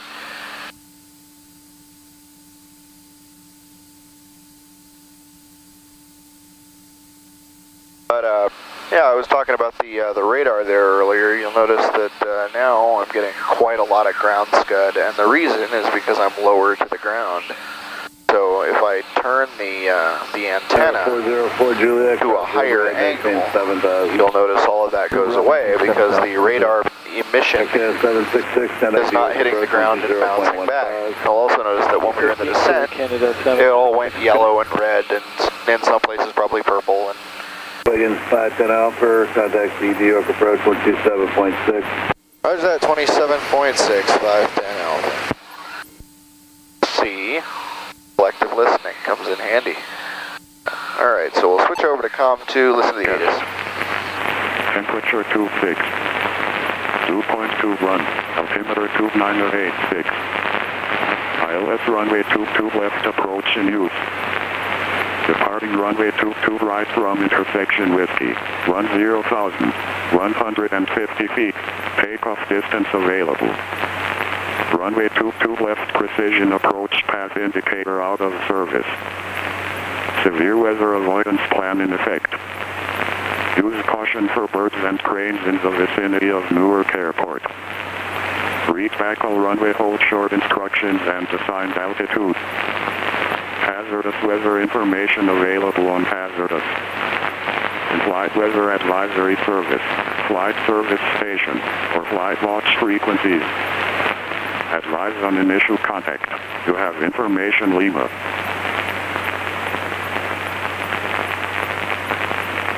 Newark Airport AITIS information Lima, 0151 Zulu. Wind 270 at 6. Visibility 10. Light rain. Few clouds at 5,000. 9,000 scattered. Ceiling 2,000 broken. 8,000 overcast. Temperature 26. 2. 2.21, altimeter 2986. ILS runway 22 left approach. All right, I call that good. Now we'll let New York know we're here. And actually, that green area on the radar that we're looking at isn't all ground scud. So some of that might be a little bit of that green stuff we saw on the FIS display a little bit earlier. Instead of maintain 2000. Down to 2000, EasyJet 317. Good evening, New York. Wiggins 510 Alpha at 6000, have Lima. Wiggins 510 Alpha, New York approach, altimeter is 2987. 2987. Yeah, so that's actually probably a little bit of the EasyJet 317, rising in 130. Light to moderate that we'll have to go through. That's okay. Columbia 831 Juliet Delta, contact approach 128.55. Have a good night. We're actually in a slight little bit of light rain right now from the look of it. Over here we've got an ice detection light, and you can see a little bit of water hitting the windshield and then running back past it. So that may be a little bit of light rain, or we're flying through mist and it's just kind of condensing on the airplane, which that's also entirely possible. So when we were up at 8,000 feet, you'll notice that the outside air temperature was... Turn 180, cleared visual. 19er, EasyJet 317. Outside air temperature was 8 degrees Celsius. Now that we've come down 2,000 feet, temperature is 12 degrees Celsius. Notice a pattern. We came down 2,000 feet, the temperature decreased by 4 degrees. It just so happens that that is the standard lapse rate for temperature in the atmosphere. So for every 1,000 Roger, 610 Lima Juliet, that you go up, 110 to maintain 3000. It gets 2 degrees colder. 110, 3000. There's also something called a pressure lapse rate. So at the ground, at sea level, on a standard day, EasyJet 317, you can maintain the temperature should be 15 degrees Celsius, or 60 degrees Fahrenheit. Tower 19.5. 180 greater till 4 miles and over to tower, EasyJet 3. Have a barometric pressure setting of 29.92 degrees of mercury. Challenger 77 or inches of mercury. 120. 120, Juliet. Wiggins 510 Alpha, so to maintain 5,000. Down to 5,000 for 510 Alpha. Alright, so we're going to go down more. And we'll see what happens to the temperature. Yeah, that's how your altimeter works. For every 1,000 feet that you go up, the barometric pressure decreases by 1 inch of mercury. Or if you've gone to aircraft maintenance school, you'll learn it as 2992 inches of mercury, 1,012.3 millibars, which, if you're a European pilot, you'll know that too. 403 inches of water, or 14.7 PSI absolute. 400 Charlie, turn running a 170. That's all the definition of our atmosphere on a standard day, 200 feet. Challenger 717 Juliet, so to maintain 2,000. Bringing us out for the level off, and 20 feet high. 3 miles from Tug, 2,000 south localizer, put ILS runway 19 approach, maintain 180 knots till Tug. Alright, good, ILS 19 at 180 till Tug, Charlie. Wiggins 510 Alpha, turn to left heading at 140, vector sequence, contact approach 120.15. Alrighty, 140 for sequence and 20.15, Wiggins 510 Alpha, we'll see you. Lots of frequencies around here because there are so many different sectors for approach control.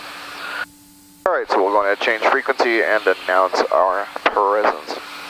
Delta 1878, you're 5 from Buzz, 3 to establish localizer, clear the Alice 2 to left approach. Alright, 5 from Buzz, 3,000 still established, cleared, 22 left localizer, Delta 1878. JetBlue 1290, heading 120. Heading 120, JetBlue 1290. American 1380, turn rating 090, speed 210 knots. 090, 210 on the speed, American 1380. 1878, speed 170 to Buzz, tower 18-3, good night. 170 to Buzz, call it tower, see Delta 1878. Number 4245, turning 190, it's on a localizer. 190 join number 4245. Canada 766 heading 180, speed 170 knots. 180 on the heading, 170 on the speed for Canada 766. Evening, New York, Wiggins 510 Alpha 5000 heading at 140 assigned. Wiggins 510 Alpha, approach, roger. Quarter 145, set a maintain 3000. Sometimes in these higher traffic areas, it's hard to get a word in edgewise. Descend 5000, quarter 145. Brickyard 3330, turn right heading 040. Heading 040, Brickyard 3330. JetBlue 1290, heading 150, maintain 4000. 150 down to 4000, JetBlue 1290. Lindbergh 4245, 7 from Buzz, maintain 3000, till established localizer, cleared ILS, wing to left approach. 3000 till established, cleared ILS, 22 left approach, number 4245. American 1380 to set a maintain 4000. Just remove Newark from our list of 145, turn left heading 160. Yeah, we're not going to need the radar anymore tonight, so we're going to turn that off. Push out 690, 6000. 690 approach heading 040. 40 heading 690. Lindbergh 4245, speed 170 to Buzz, tower 18.3. 170 to Buzz, tower 18.3, number 4245, yep. JetBlue 1290, reduce speed to 170, then instead of maintain 3000. Angle, 170, we're probably going to have a pretty good view American 1380, turn right heading 120. 120 on the heading, American 1380.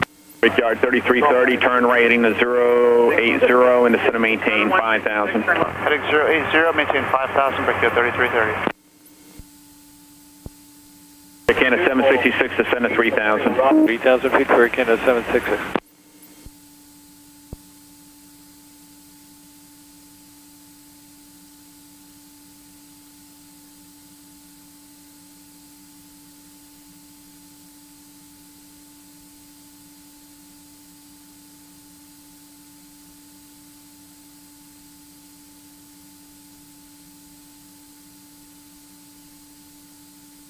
Canada 766, 7 from Buzz, 2190, maintain 3000, establish localizer, cleared ILS, wing to left approach. 190 on the heading, 3000 until final, lane cleared for the ILS 22 left approach here, Canada 766. JetBlue 1290, turn 10 degrees left. 10 left, JetBlue 1290. American 1380, reduce speed to 170. Phone 170, American 1380. Porter 145, set a maintain 4000. Set 4000, Porter 145. Push Redwood 166, 6000. Brickyard 3330, reduce speed to 210. Split it to 10, Brickyard 3330. United 690, turn right heading 060, set a maintain 5000. 060, 5000, United 690. Air Canada 766, maintain 170 knots to Buzz, contact tower 18.3. 18.3, 170 to Buzz for Canada 766. Redwood 166, New York approach, flighting 040. Heading 040, Redwood 166. JetBlue 1290, turn right 190, join a localizer. 190, join the localizer, JetBlue 1290. American 1380, descend and maintain 3000, flighting 140. 140 down to 3000, American 1380. Brickyard 3330, turn right 120. Heading 120, Brickyard 3330.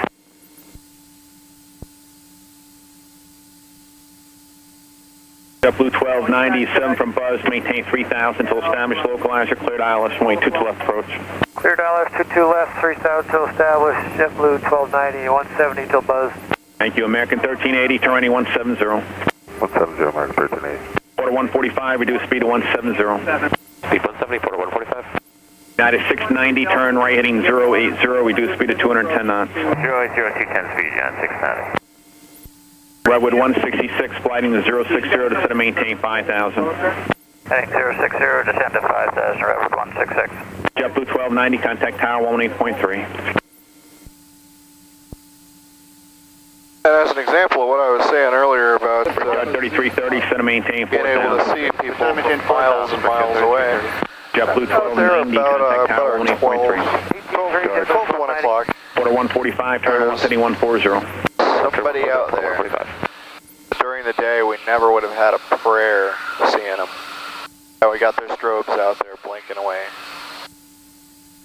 American 1380, turn right heading 190, join a localizer. 190, join localizer, 22 left, American 1380. Porter 145, set a maintain 3000. Descend 3000, Porter 145. Brickyard 3330, heading 150. Heading 150, Brickyard 3330. United 690, descend and maintain 4000. 4000, United 690. American 1380 is 7 from Buzz, maintain at or above 2,500 till established localizer, cleared ILS, wing to left approach. All right, at about 2500, cleared for the ILS 22 left for American 1380. Porter 145, turn right heading 160. Right turn heading 160, Porter 145. United 690, turn right heading 110. 110, United 690. American 1380, maintain 170 knots to buzz, contact tower 118.3. 170 buzz, going tower for American 1380. Redwood 166, reduce speed to 210. 210 knots, Redwood 166. Wiggins 510 Alpha, heading 150. Heading 150 with 510 Alpha. United 1980, 6,000, 230 assigned. United 1980 approach, reduce speed to 210 knots, instead of maintain 5,000. Outline of Manhattan United down there, 1980, with the 210, skyline. 6 or 5. Brickyard 3330, reduce speed to 170, instead of maintain 3,000. 170 knots, maintain 3,000, Brickyard 3330. Porter 145, 8 from buzz, turning 190, maintain 3,000 till established localizer, cleared ILS 22 left approach.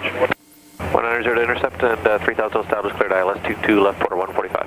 Redwood 166, turn right heading 090 to set a maintain 4,000. 090, send to 4,000, Redwood 166. Porter 145, maintain 170 knots to buzz, contact tower 18.3. 170 to buzz, tower 18.3, Porter 145, good night. Right. Approach United 1456, 6,000, speed at 230 and the turn to 020. United 1456, New York approach, amend the heading, flighting 040. Heading 040, United 1456. United 1980, turn right heading 050. United 1980, right 050. Brickyard 3330, turn right heading 170. Heading 170, Brickyard 3330. United 690, turn right heading 150 and reduce speed to 170 knots. 150, 170 speed, United 690. Redwood 166, turn right heading 110. Right 110, Redwood 166.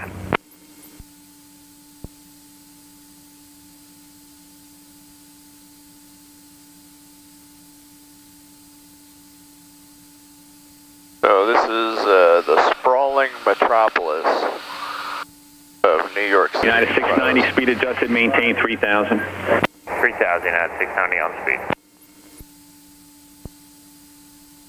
Of course, we're on the Jersey side of that whole affair right now, but just beyond the river, the Hudson River there, you can see New York. Brickyard 3330, turning 190, join the localizer. 190 heading, join the localizer, Brickyard 3330. United, that is good. A lot fewer lights. Alpha, set a maintain 4,000. Down to 4,000, 510 Alpha. A lot fewer lights tonight in Queens than there usually are. Maybe they're having brownouts. Redwood 166, reduce speed to 170. 170, Redwood 166. Brickyard 3336 from buzz, maintain at or above 2,500 till established localizer, cleared ILS 22 left approach. At or above 2,500, cleared ILS 22 left, Brickyard 3330. United 1980, turn right heading 080. United 1980, right 080.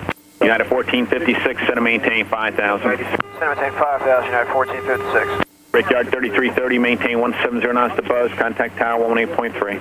170 to buzz, contact tower, Brickyard 3330. United 690, turn right heading 180. 180, United 690. Redwood 166, turn right heading 150 to set a maintain 3,000. Right 150, down to 3,000, Redwood 166. I got 100 to go, so we'll go ahead and start our level off here.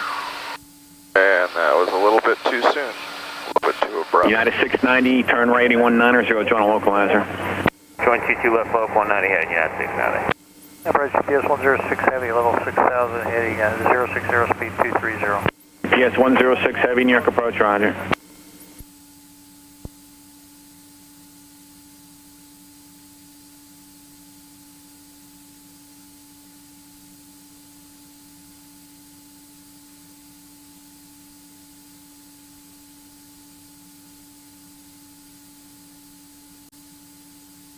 Field side traffic set, United 690. United 690, roger.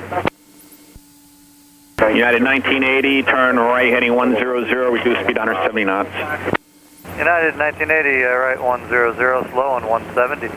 United 690, cleared visual approach 22 left, speed 170 to 5 mile final. Clear vision 22 left, 170 speed, 5 mile final, United 690. Redwood 166, turn righty 170. Right 170, Redwood 166. Wiggins 510 Alpha, turn righty 160. 160 on the heading for 510 Alpha. United 1456, turn right heading 080. Heading 080, United 1456. United 690, contact tower 18.3. 83 now, 690. 1932, United 6000. UPS 106 heavy, flighting 070, set to maintain 5,000. 070 down to 5,000, UPS 106 heavy. United 1932 approach, set to maintain 5,000. Down to 5, United 1932. Redwood 166, turn 190, join a localizer. 190 to join the localizer, Redwood 166. United 1980 to set to maintain 4,000. United 1980 out of 5-4.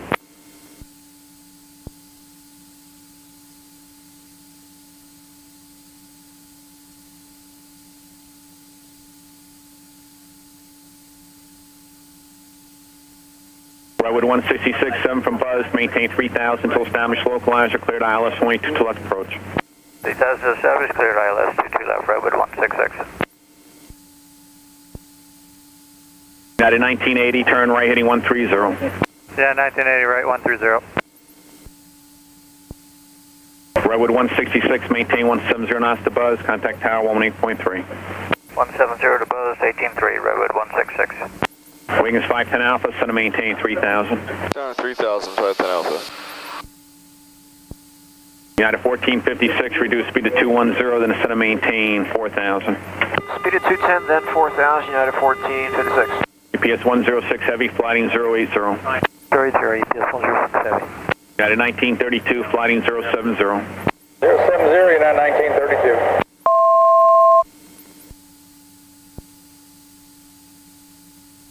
United 1456, turn right heading 110. Heading 110, United 1456.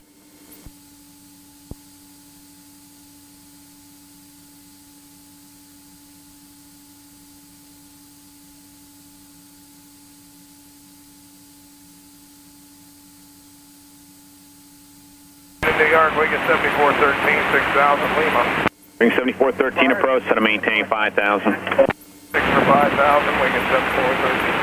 Wing 7413, proceed direct Teterboro if you're not doing it already. Teterboro, Wigan 7413. Wing is 510 Alpha, turn heading 180. 180 on the heading, 510 Alpha.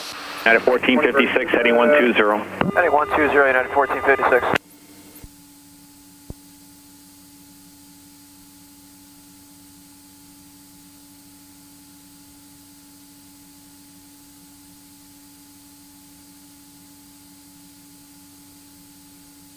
United 1980, turn right heading 160, set to maintain 3,000. United 1980, 160, down to 3.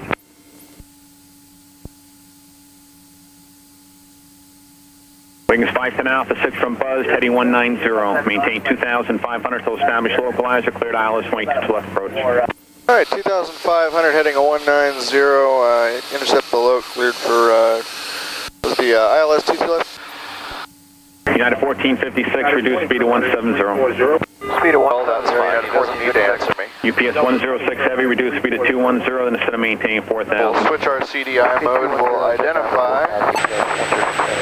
Wings 510 Alpha, contact tower 18.3. 18.3, we'll see if 510 Alpha. Right.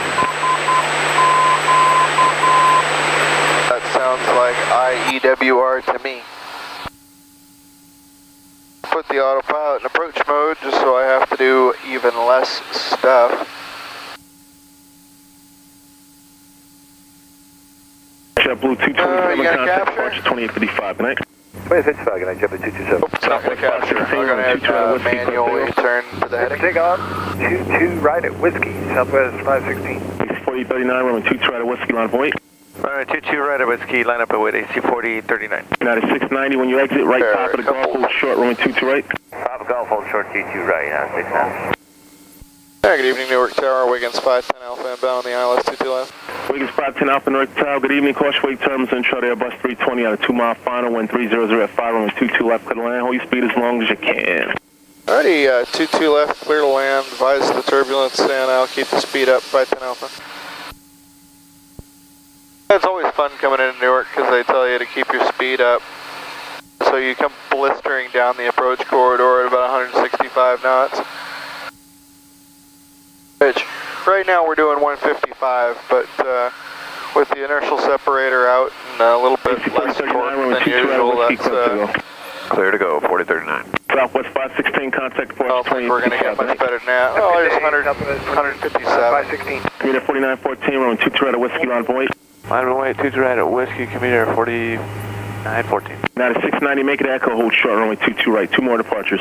Echo, hold short. Alright, so fuel selectors both on, ignition on, both landing lights, everything's where I want it, so we're in good shape there. I get a little bit closer to the ground, I'm going ahead and silence the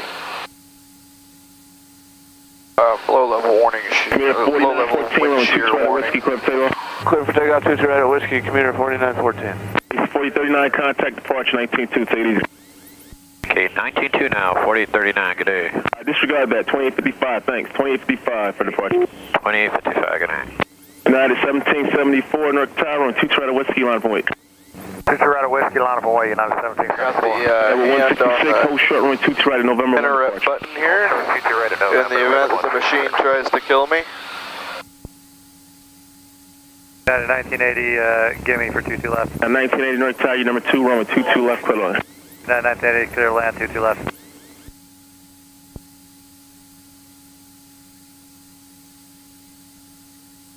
Brickyard 3330 at Golf Cross, runway 22 right, contact ground, right? Alright, you're going to start slowing it down. At 690 cross, runway 22 right, the RJ on the left, giving way to you, contact ground, right? Clear to cross, 22 right ground, United. 500. 166 November cross, runway 22 right, contact ground, good night. Cross 22 left of November, over to ground, right with 166, okay. Dash flaps at 150 knots. 2855, take it easy. 2855, commuter 45. Ooh. Alright, autopilot off. Sorry, headphones. Our 125, we'll put the flaps in for 2. That's 200 feet above the ground. Low level wind shear warning.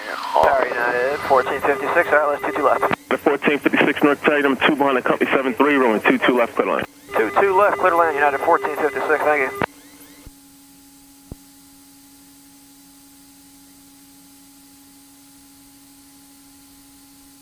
And down we go. Come on. There. Nice soft touchdown. 1774, runway 22 right at Whiskey. These flaps up. 22 right at Whiskey, clear for takeoff, United 1774. Flags at the highest 760, runway 22 right at Whiskey, line of weight. Line up away, United 7. Strobes off.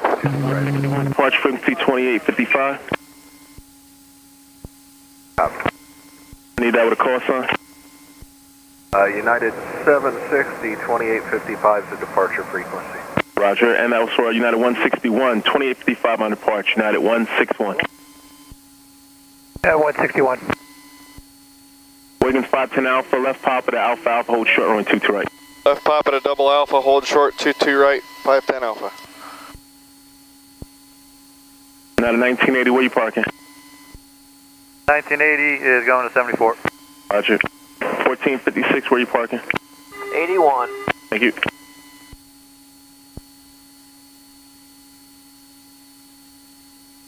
Now 760, runway 22 right. Well, that flight was rather less eventful than I was hoping for. Right, Whiskey, clear for takeoff, United 7. But, at 1774, contact on the way out of here in the morning, they're expecting a ridiculously heavy thunderstorm that was supposed to be here tonight. So, wait, 22 right at Whiskey, United 161. We'll see what happens. I'll record that flight too.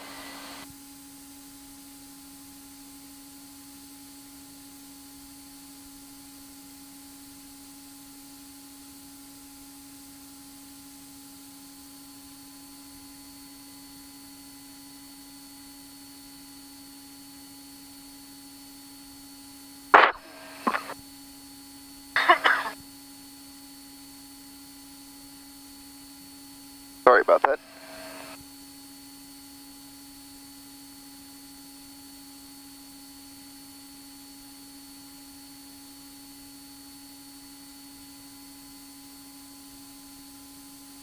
Now at 161, 1340 at 5, runway 22 right at Whiskey, clear for takeoff. Clear for takeoff, 22 right at Whiskey, United 161. At 760, contact departure 2855, good night. 2855, United 760, good night. At 14... Correction, 1980, when you exit, turn right Papa to golf and hold short, runway 22 right. 1980, Papa to golf, hold short, 22 right. ABEX 441, heavy north tower, runway 22 right, full length, line up and wait. Right, line up and wait. UPS 106, heavy north tower, caution weight terms, heavy Boeing 767 will depart parallel to 1340 at 6, runway 22 left, clear to land. And now we wait. Also, now that we've stopped moving and we're back down at ground level, the temperature here on the ground outside is 26 degrees Celsius. And there is no air circulation in here, so it is muggy. Wiggins 510 Alpha, cross runway 22 right at Alpha Alpha to the ramp. Roger that, 510 Alpha, cross 22 right at double Alpha to the ramp with you. At 161, content your departure 2855, night. 2855. Nobody coming down this runway trying to kill us. We'll put the strobes back on just so that anybody who is coming trying to kill us can see us down here. The strobes back off now they're clear of the runway. Big note of the time. It landed about 2 minutes ago. ABEX 441 heavy, runway 22 right, full length, clear for takeoff. Right, full length, clear for takeoff, ABEX 441 heavy. Quarter 142 north tower, runway 22 right, full length, line up and wait, caution await. Line up and wait, 22 right, full length, quarter 142.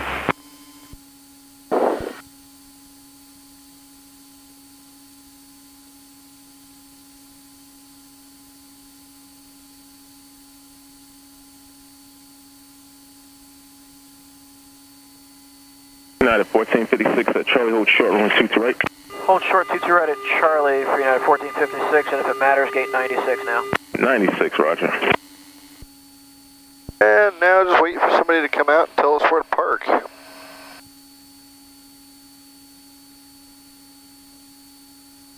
1980 golf, cross runway 22 right, contact ground.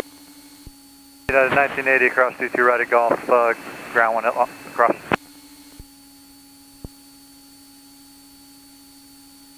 ABEX 441 heavy, contact departure 2855, isn't it? 2835. Sometimes you've got to ask. Got a 1456, cross runway 22 right, give way to FedEx. There's the guy. Contact ground, take it easy. Alright, cross 22 right, give way to FedEx from the left, call ground, 1456, good night, sir. Right. Now 1932, and just verify, runway 22 left, clear to land. Yes, sir, we got it. We're clear to land, 22 left, United 1932, thanks for checking.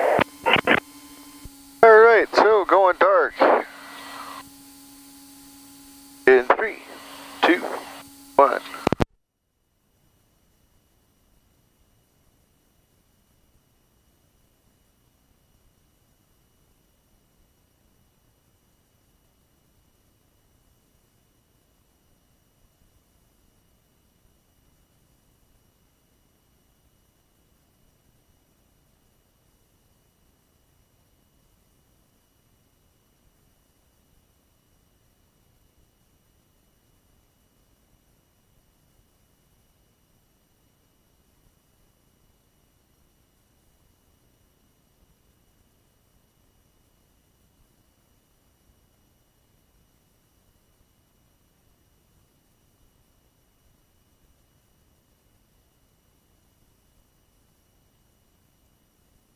Vacating Bravo. Visibility 3. Yeah, 49 heavy, Heavy rain. right on a Romeo, then a left turn. 600 scattered.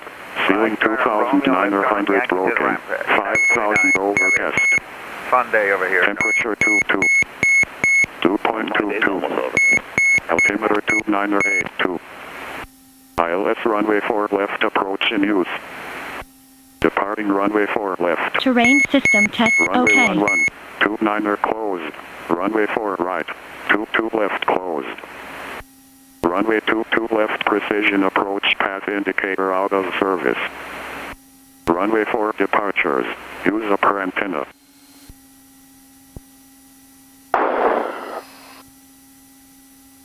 Well, y'all haven't missed much.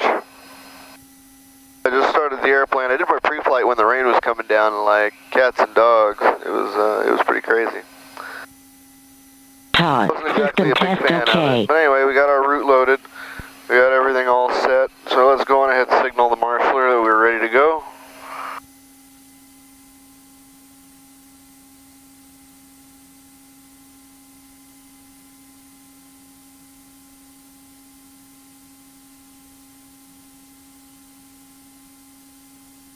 I like that guy, he's cool.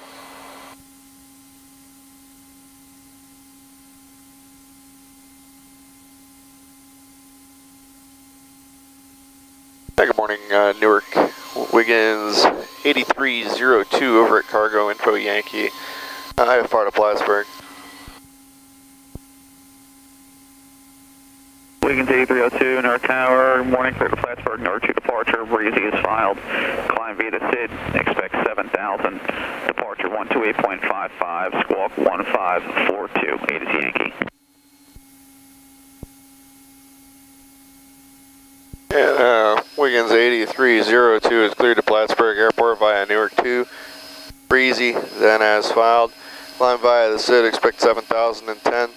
2855, squawking 1542.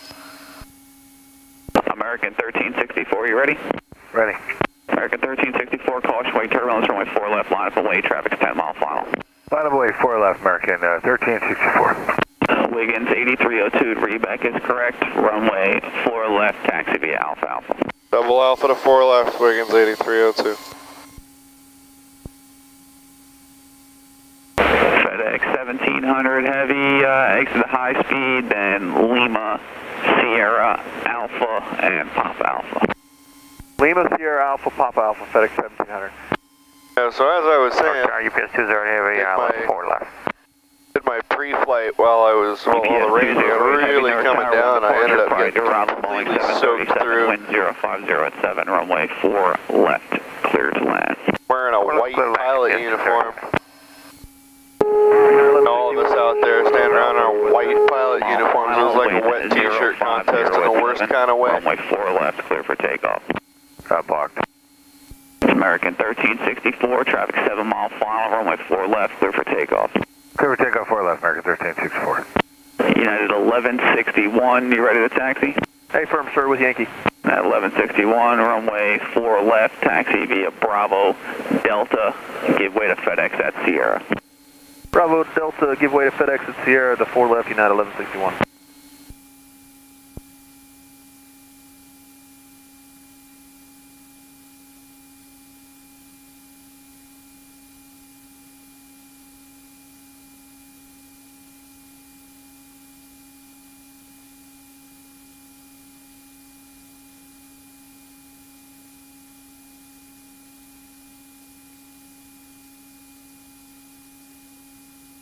Turn the cabin lights out. The freight doesn't need to see anything.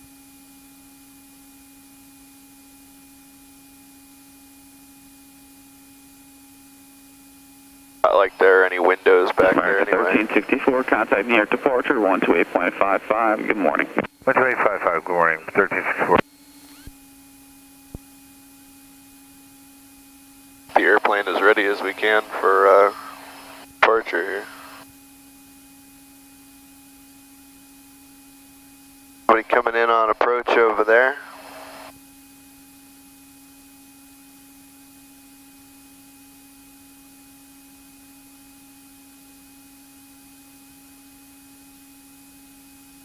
Well, it's it is the morning of July 29th, 2016. You're in Newark, New Jersey, just across the Hudson from New York City.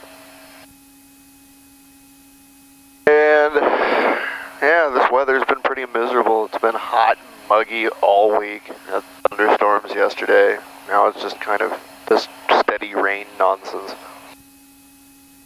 Which of course none is falling right now, but we'll be into it in a minute.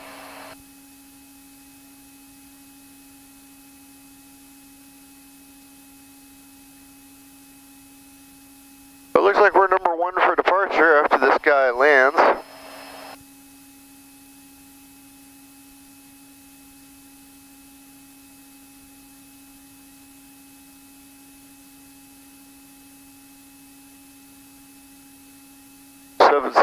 For or no, that's trip 7 for UPS.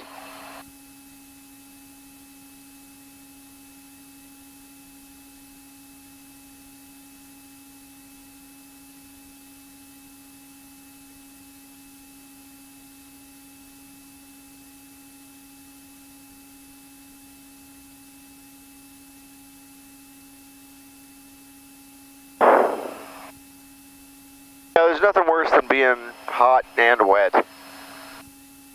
Because right now the outside air temperature is 23 degrees with 100% relative humidity. That's 23 Celsius, so probably GPS 208 Heavy, left turn at taxiway Lima, taxi Sierra and Alpha to the ramp at frequency. Good morning. Lima Sierra Alpha with you to the ramp, UPS 208 Heavy.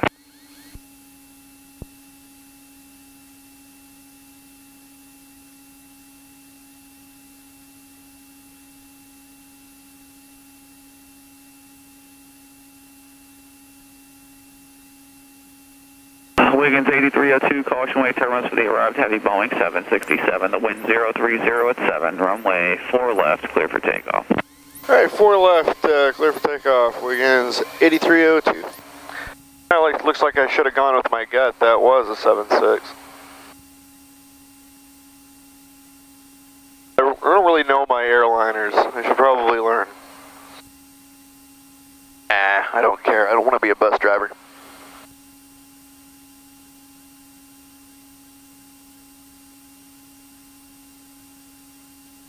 Alright, we're all lined up. Switches where I want them. Fuel selectors. Okay. Let's rock and roll.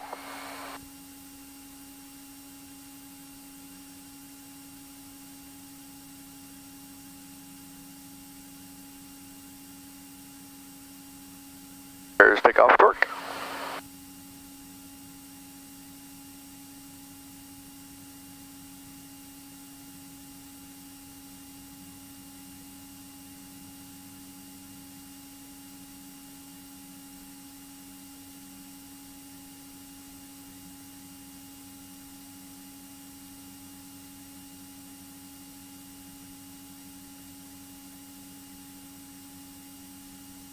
We got an obstacle departure here on reaching 500 feet. Make a turn heading at 060. Alright, thank you, low level entry. Contact near departure 128.55 in the morning. Alright, 2855 for Wiggins 8302, we'll see you. Buffet it around a little bit. Making that turn. Switching to departure. We're above our threshold for retracting flaps, so we're bringing flaps up.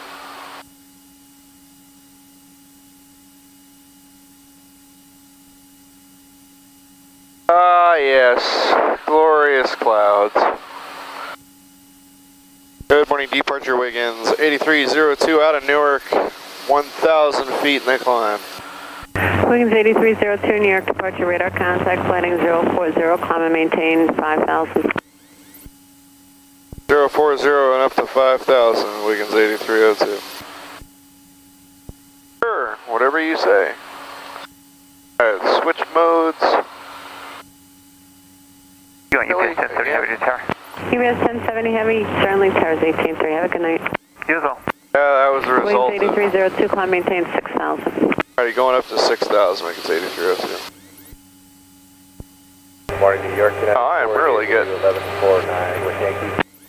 United 488, everything you can imagine. Good morning, here. thanks. I missed it if you have Yankee action. Flying an attitude, and it's kind of not working. Altimeter 2983, expect Then I try to fly an airspeed, and it's not working. Oh well, could be worse. 48 has 0. Thank you. I'm looking for 120 knots for the climb. Now that we're outside of the clouds, we're not getting buffeted around as much, so that's good.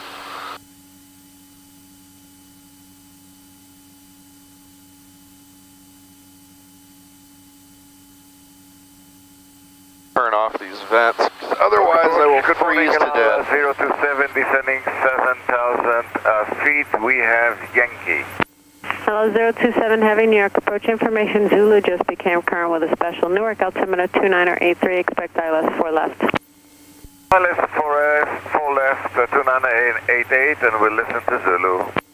Hello, 027 Heavy, Newark altimeter 2983. 2983 altimeter, Lala 028 Heavy, 07 Heavy. Wiggins 8302, turn left heading 360, direct breezy.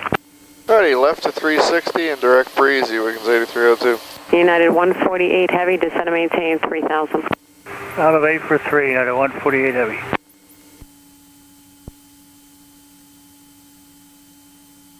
She was a little bit off with that one. Told me to turn 360. New York morning, left West 455 or 5000 direct. I think it really should have been for the ILS 010. Southwest 455, expect the ILS 23. That's okay though, I'm not worried. 2984, thanks a lot.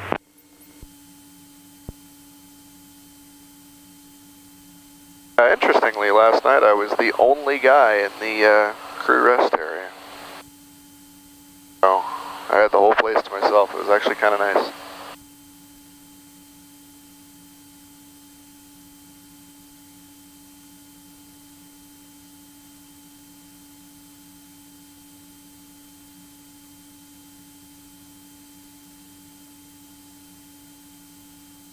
Passing through 3,600 feet, there is absolutely nothing to see outside. New York United 1803, 10,000 descending via the Filbo Street. United 1803, New York approach, Zulu is current, Newark altimeter 2983, expect ILS 4 left. We have Zulu 2983, expect 4 left, United 1803. United 488, turn right heading 140, descend and maintain 6000. 140 down to 6, United 488. LabQuest 455, flatting 070. 070, LabQuest 455.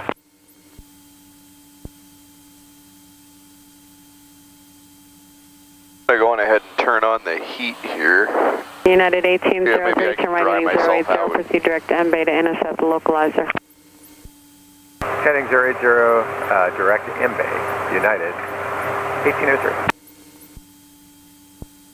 All these fixes all have really strange names. Well, there's a reason for that.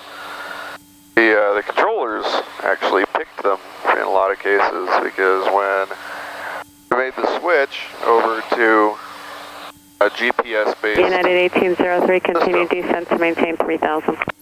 Descend 3000, United 1803. Brilliant Williams 8302, contact approach 120.8. You have a good day. 20.8, have a good day yourself, Wiggins 8302.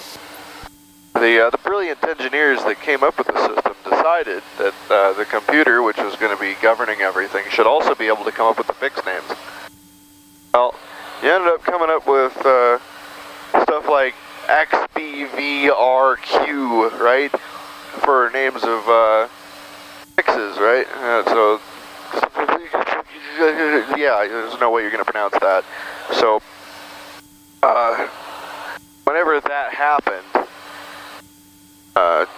the controllers in a given area were allowed to select the names of the fixes where they were, and I think there's a spot in Texas or somewhere else in the Midwest where all of the fixes along the approach into this airport are named for football players. So, the more you know, right? We'll probably check in. Good morning, New York, Wiggins 8302, 5,900 for 6,000. 8302, altimeter 2985, go direct breezy, direct Plattsburgh, climb to 7,000. Alrighty, 2985, going direct breezy, then direct Plattsburgh for Wiggins 8302. To rest this climb. Yeah, the heater just kicked off because it was like, nope, sorry.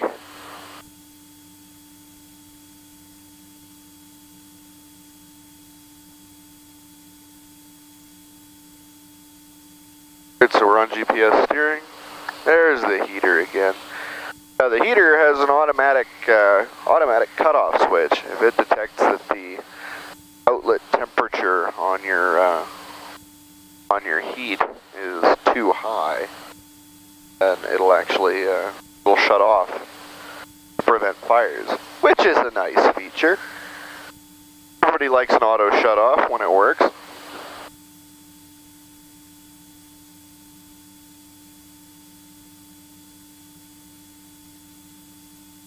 So now we can modify the flight plan in here. We'll go ahead and remove all of the intermediate fixes after breezy between us and Plattsburgh because we were just cleared that way. roughly half an hour. Thanks, guys.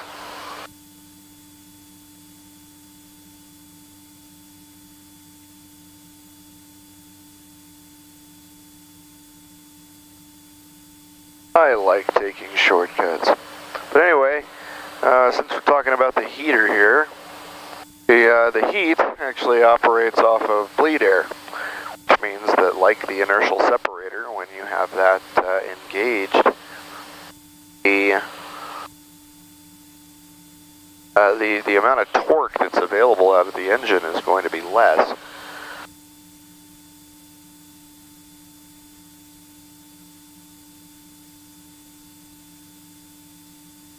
Running in a little bit of light rain here.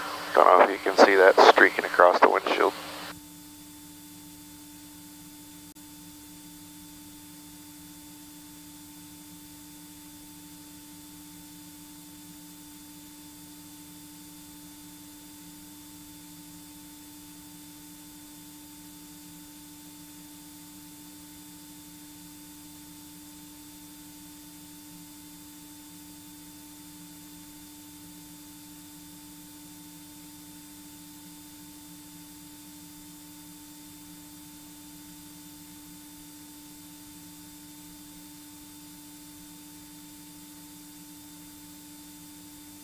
Well, I was rather hoping for more lightning, but, you know, I'll take what I can get.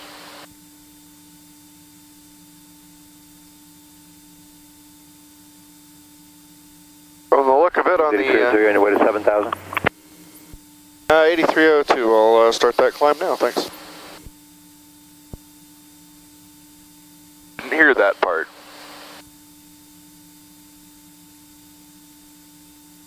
Anywho. Advance the power for the climb. That's probably going to put us on top. It might. Well, no, it won't, because according to FIS data, these clouds go up to flight level 300. Which, for all of you non-piloty people out there, is 30,000 feet, 30,000.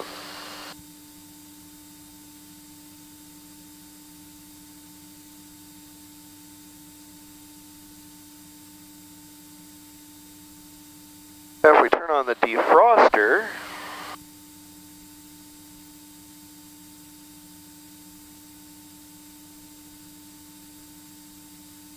honestly, it's been so damn long since I've used the heater, I forget which knob that is.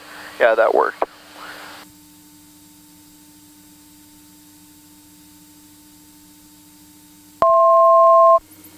$200 to go.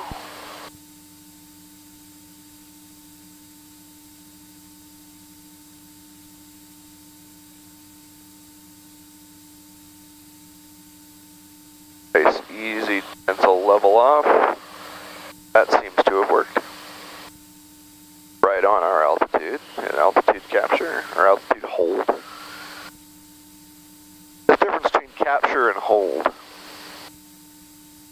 An altitude capture is if on your PFD, MFD, you set an altitude with the altitude bug. The autopilot will automatically climb or descend to that selected altitude, but we do not have that feature on the G600 with the KFC 150. Every time I think about that autopilot, it makes me think of fried chicken. Wonder why.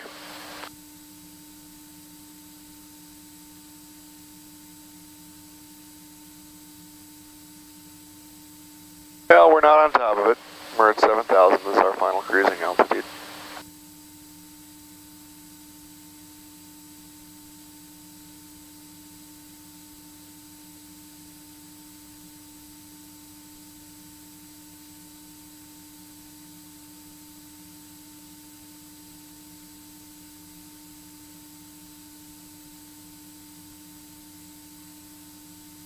Rain is intensifying.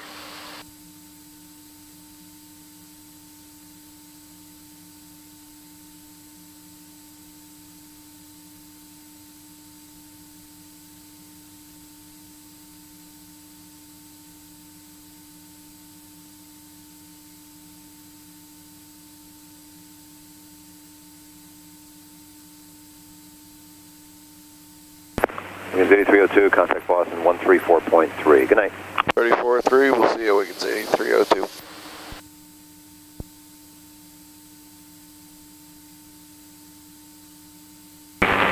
Flight 0335, sending 280 now. Florida Express 966, thank you.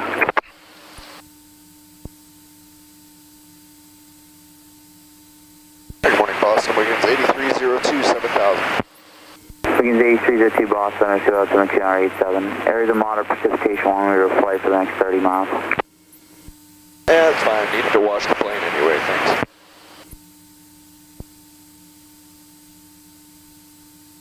Not to minimize your concern, buddy, but, you know. Moderate precip, I don't really care.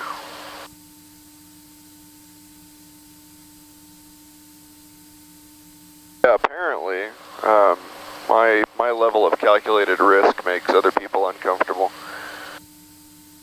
One of my coworkers was talking to his brother, who's also a pilot, and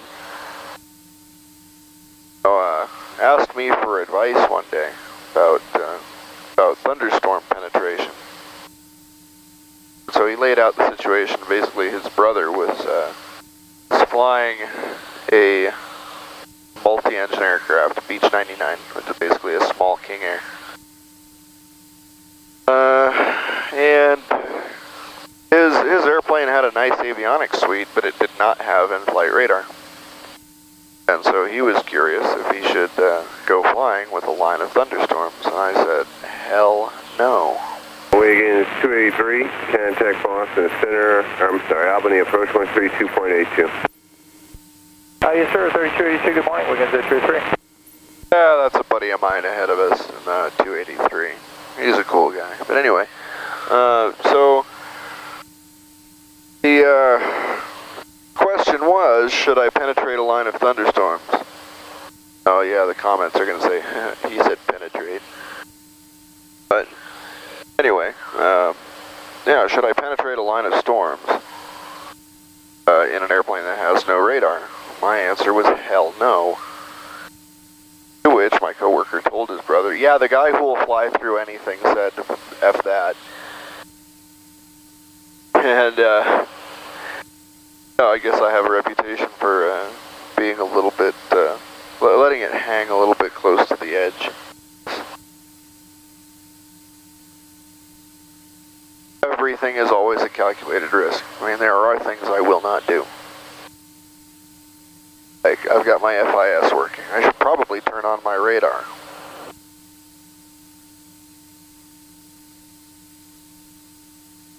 I should probably also do my paperwork.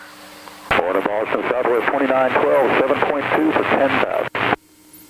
Southwest I should probably quit smoking. Center, Roger, climb and maintain flight level.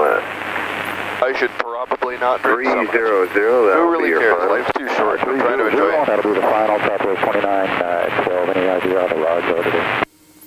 To be honest, you're pretty much the first one in the climb out from Bradley. I guess I'll let you know that. Thanks. Up to 300, Southwest 2912. Always feels good to be a test pilot, doesn't it? All right.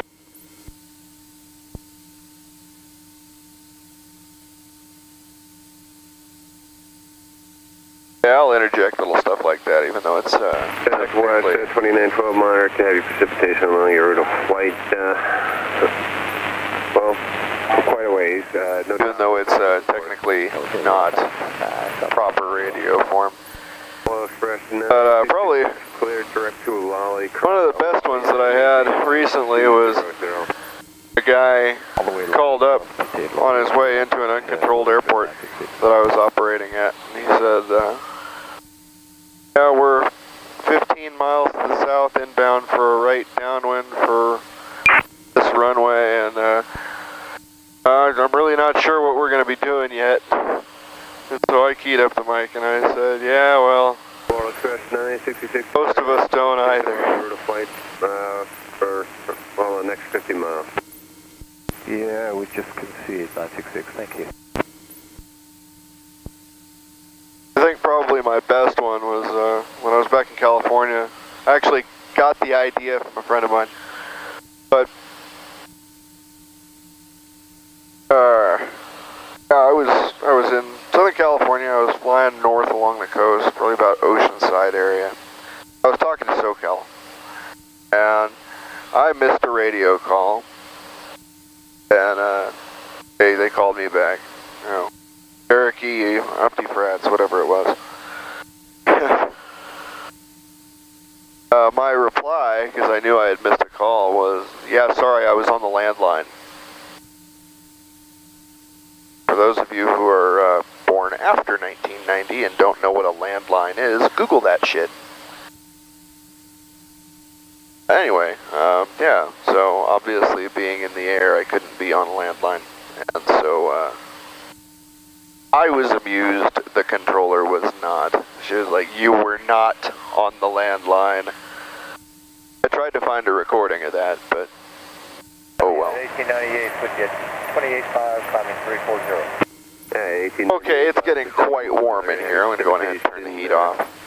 The next 100 miles. The corresponding bump in torque that we're getting here.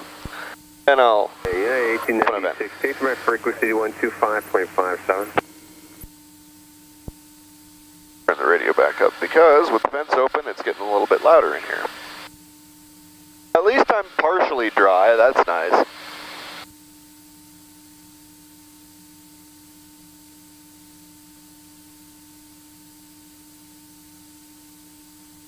On guard.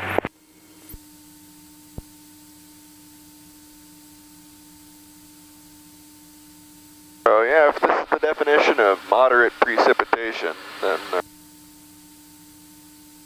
that's fairly boring.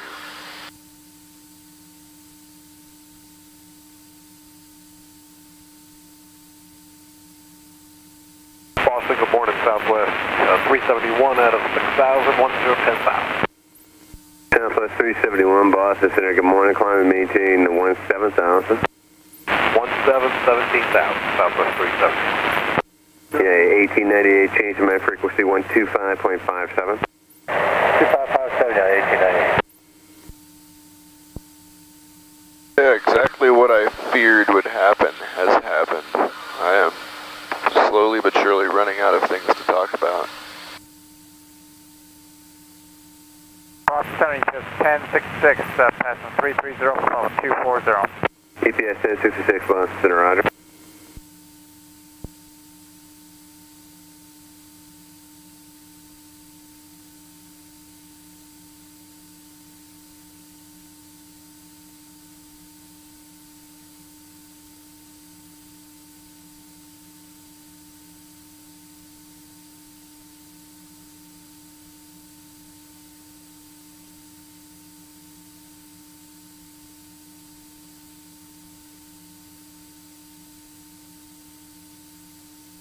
I think when I get back home today, I'm going to do Southwest 2912, Southwest 2912, contact Boston Center on 125.57. 2557, Southwest 2912. Good day.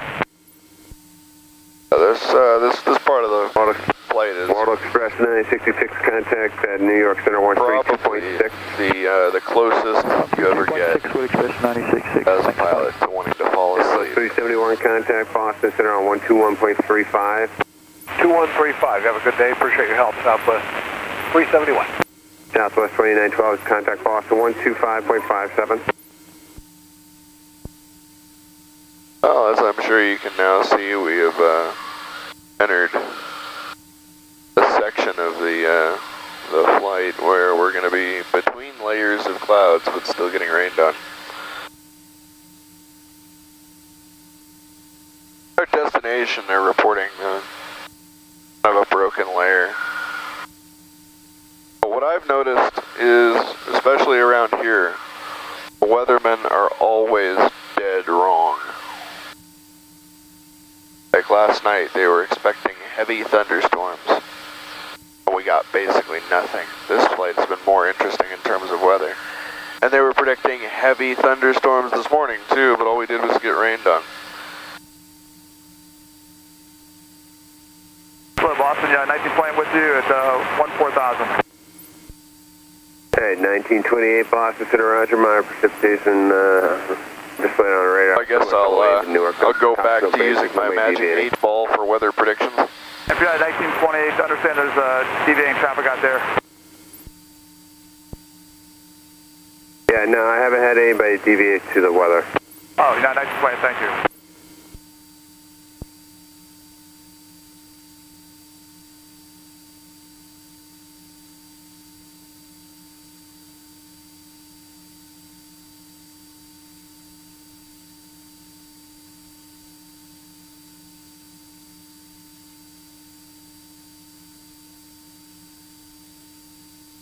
Every now and again, it's a good idea to go on ahead and try to fly your route without the aid of the autopilot. Keep your skills sharp. But I just took a check ride, which is a pilot exam kind of. As a 135 pilot, you have to take one of those every 6 months. My written portion was excellent. My oral portion was god-awful. EPS and then the 1066, flight portion was actually pretty darn good. 2987. The examiner said that the only problem he had with the way I fly is that I'm too much of a hot dog. You know, yes, I am talking about the American sausage links. A hot dog is somebody who well, when you're hot dogging, you're showing off. So he was saying that it kind of looked like I was showing off, which I am not.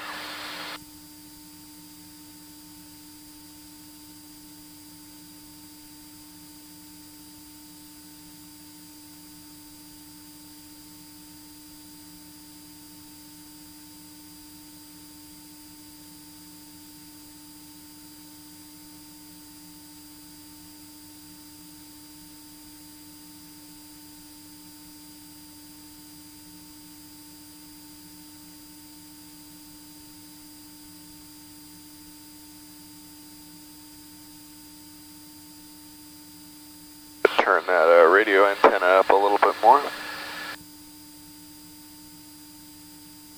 Holy cow, it's cold. When you're wet and blowing cold air on yourself, not an ideal situation. Note to self, invest in rain jacket.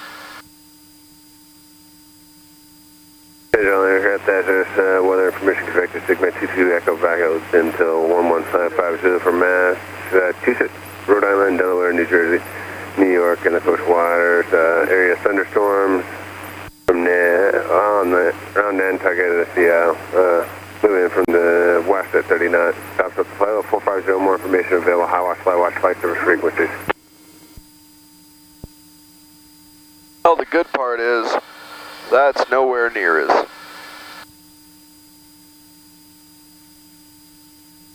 That's over near Nantucket.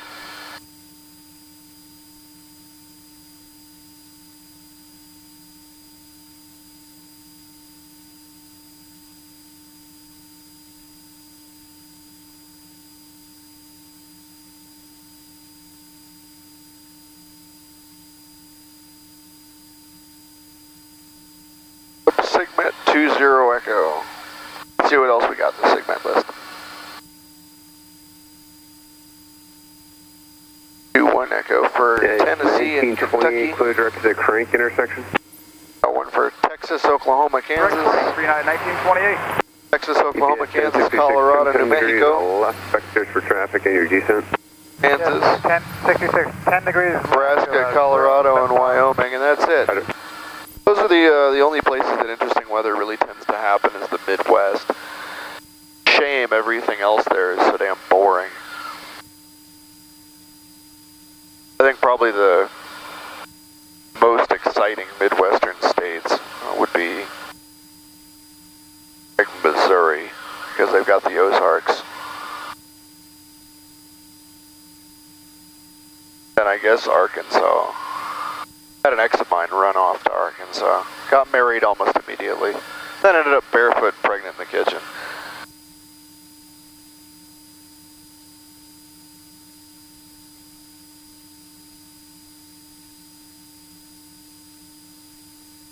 Hence why she's an X.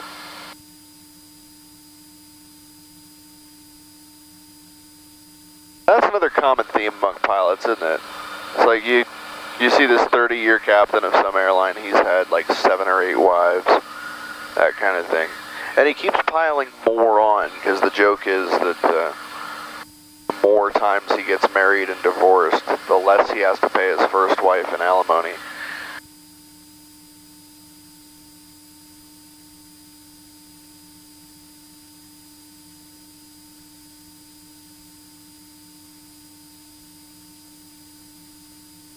EPS 1066, thanks for your help. I think the reason for that, Bradley. relationships get so strained between the pilots and their spouses EPS 1066, clear direct is because we are always gone. 1066, clear direct 10 on direct. I think on average I spend about 8 hours at home per day. Some days it's less, some days it's more. And when I get there, I really don't want to make any decisions. I just want to sit down and vegetate. FedEx 1747, descending 2274. So then that gives particularly needy wives the impression that their husbands are disengaged, that they don't care about anything. When the reality is, no, we're just beat. We are so done making decisions. Because basically that's what being a pilot is. You're sitting here observing all of your equipment EPS 1066 and making decisions about what to do next. From 125.35. 12535, EPS 1066.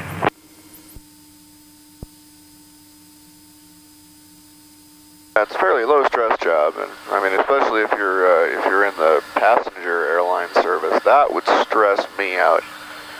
Because you'd be in the terminal environment all the time, which I don't like airport terminals. It feels like a shopping mall. I don't like shopping malls either. And you've got the fact that you have to deal with angry, irate cargo in the back, which I've had to on a couple of occasions. I've transported wild animals before, but you got the irate animals in the back complaining that their gin and tonic didn't contain the right kind of gin or tonic, and crying baby and scum class at the back where you're all packed in like sardines. Everybody's grumpy because you've missed your connection. Everybody's grumpy because they've been on the road for 13 hours. And, to top it all off,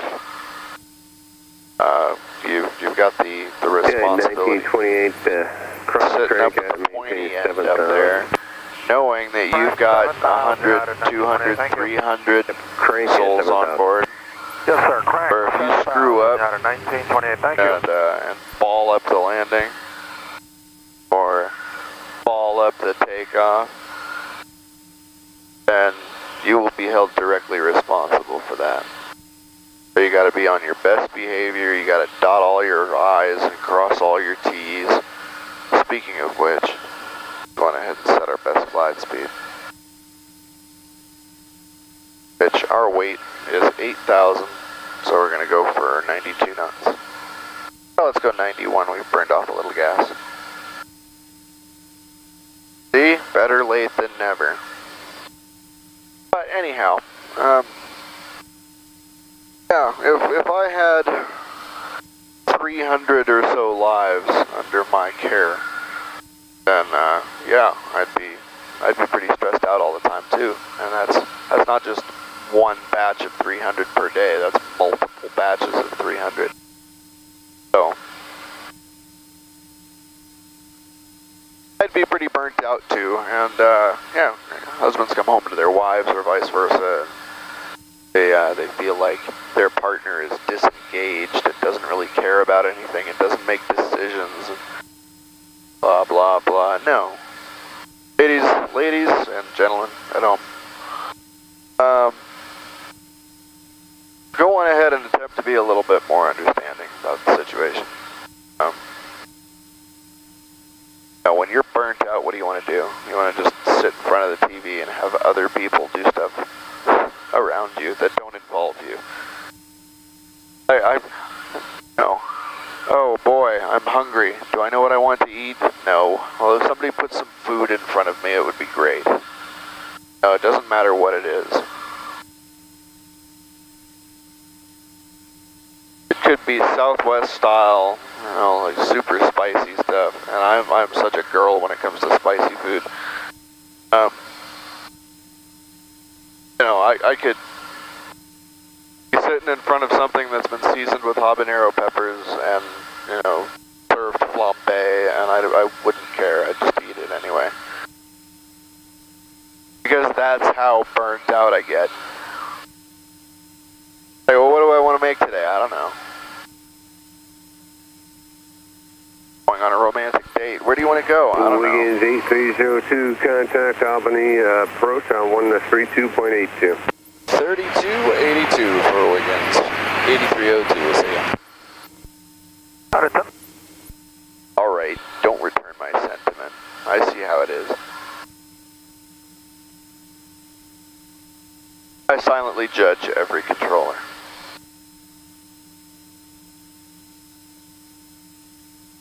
Alright, so let's call in. Good morning, Albany, Wiggins 8302, 7000. 8302, Albany approach, good morning, Albany altimeter 2987. 2987. The reason they keep giving us altimeter settings is because air moves in clumps, right? So that clump behind us where it was raining probably has a lower barometric pressure than the clump of air that we're moving into right now. The rate at which this changes over distance is called a pressure gradient. Pressure gradients are what drives weather, or at least wind. Wind tends to want to go from air tends to want to go from areas of high pressure to areas of low pressure, and when air starts moving, you get wind. Why are there changes in pressure in various places? Well, I think it was the ideal gas law. Says that pressure, volume, and temperature of parcels of air are interrelated. So, if we take two parcels of air that occupy or that have the same number of molecules in them, and one of them is very, very cold, and one of them is very, very hot, the very, very cold one will be... Anyone? Bueller? Bueller? Yes, you in the back. Smaller. That's right. So if we take that smaller parcel of air and we heat it up, it's going to expand. Well, if it's got nowhere to go, then it's going to push everything else out of the way. While it's expanding, it's going to have higher pressure.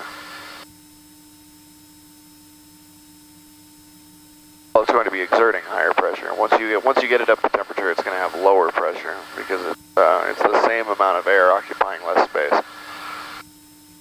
That was probably a really, really bad example. But anyway, if you're looking at a weather chart, you notice that the H's are in blue and the L's are in red. Mike Charlie. The reason is because high pressure air tends to be cooler than low pressure air.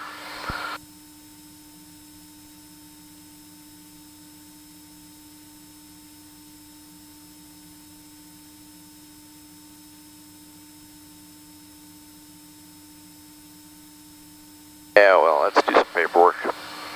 While we wait,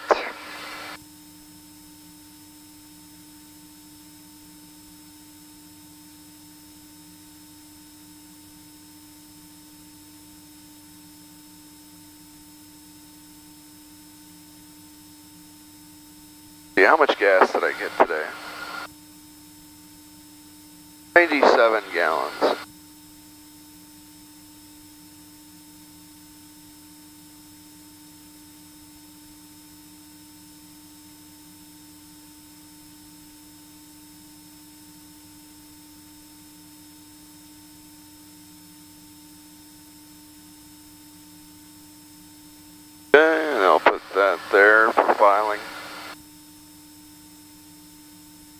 And so far, it looks like paperwork's done. Cool.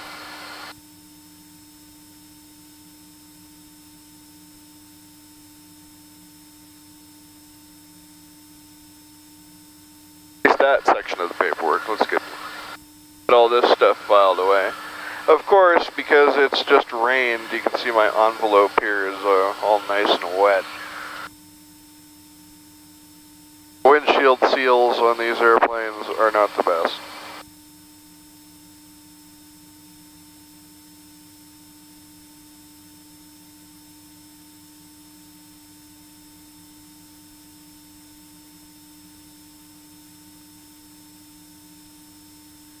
So I guess I'll go on ahead and, I should probably transfer all this stuff to a new folder. Even my comat label's wet. Alright, yep, I'll switch everything.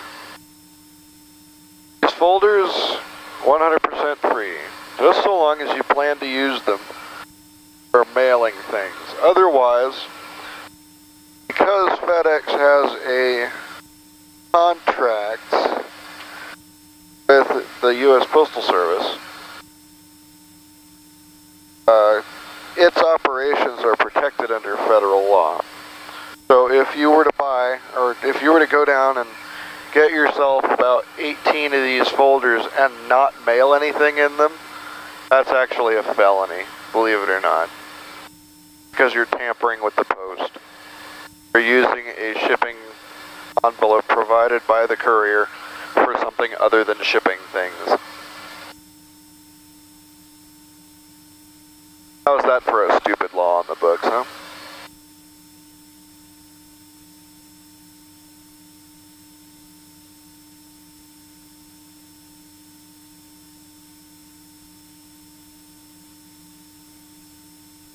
Yeah, nice new dry folder. Of course, all the stuff in the folder is still wet, but we're going to gloss over that fact.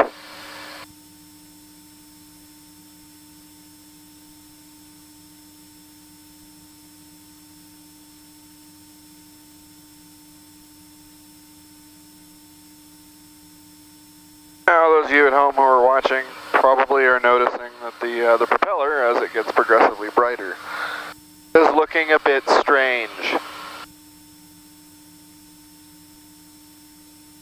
At night, this isn't a problem. In low lighting conditions, like, well, today is kind of low light, it's not really that much of a problem. But what's causing that is the fact that our friend the GoPro here uses a CMOS chip inside for the camera's retina, for lack of a better term. 3844 is out of 2005. And what that means is that it scans line by line down the image. Left turn direct seater up to 10,000. Now, during the time that it goes from one line to the next, the prop has moved a little bit. So this is called the rolling shutter effect. You can look up more on it. About 3 years ago, I wrote an article on it. It had a whole bunch of handy-dandy graphics that were real fancy, and I gained a whole bunch of Twitter followers over it. It was pretty cool. But, sadly, WordPress stopped working correctly, and I just never renewed my domain name. So, I should probably see about doing that.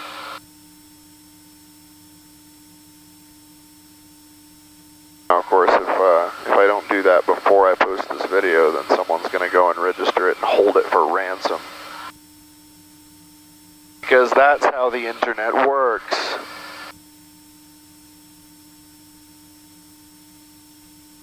Anyway, it's a nice sunrise here, kinda. Even though we're currently looking to the north, and the sunrise is in the east.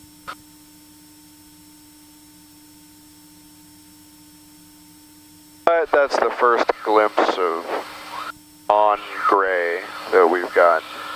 And as I'm looking around on the horizon, that's pretty much it. So we've got that stuff at 12 o'clock, and then over over to about I'll call that about 4 o'clock. Or no, not 4 o'clock. 8 o'clock. I'm having a brain fart. Thanks, sir. Good morning. 121.35. Scout 3844. So from our 12 to 1 o'clock all the way around to the left at 8 o'clock, we're looking at that nice colorful gradient there. I don't know if the camera's picking it up, but it's like a nice robin's egg blue up top, fading into a reddish purple at the bottom.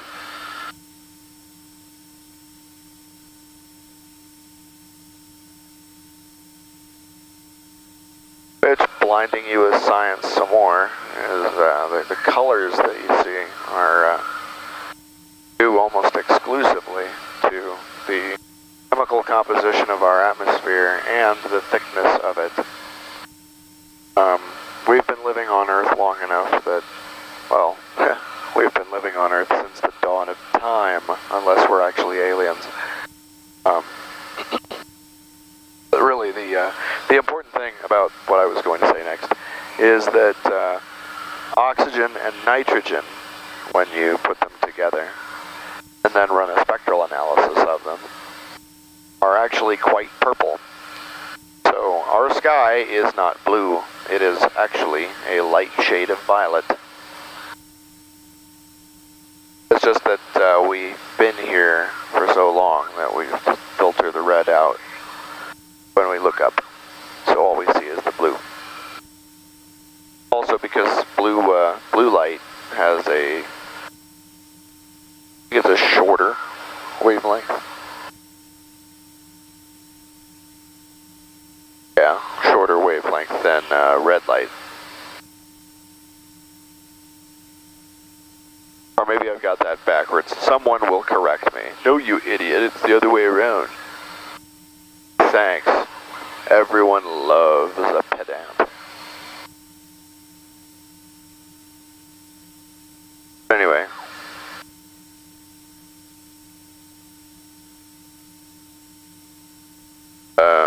Right.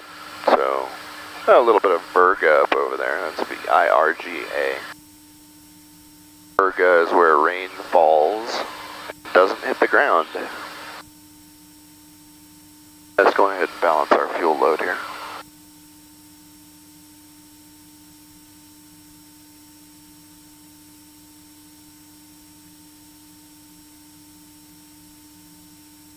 So we're coming up on about 3 hours of recording now.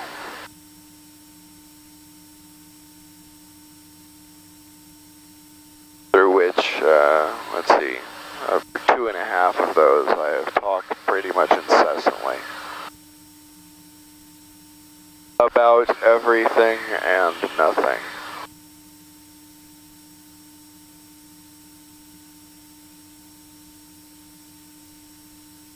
Now I'm curious to see what y'all think.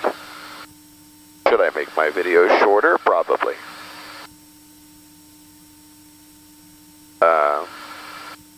Do you like this stream of consciousness kind of thing?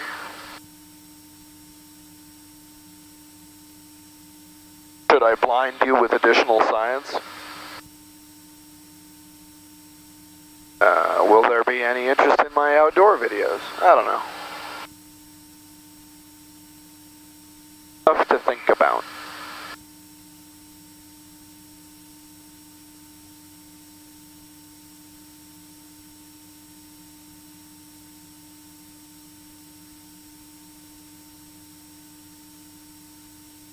You wouldn't know it by looking, but we're coming up on New York's capital city, Albany.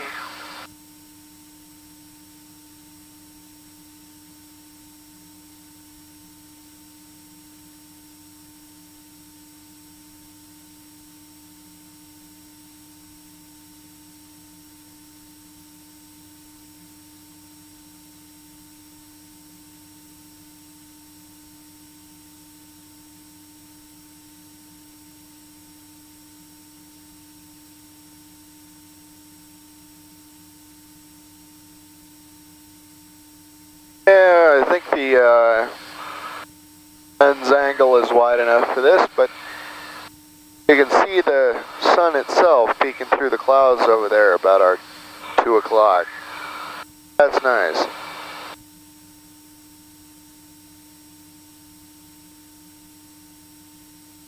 Another thing, despite all that heavy rain, the windshield is still dirty. So much for washing the plane. Departure selection 3693, 1000 for 4000. Flagship 3693, Albany, correction, Flagship 3623, Albany, departure radar contact, 10 left heading 330, climb and maintain 10,000. Heading 330, climb to 10,000, Flagship 3693.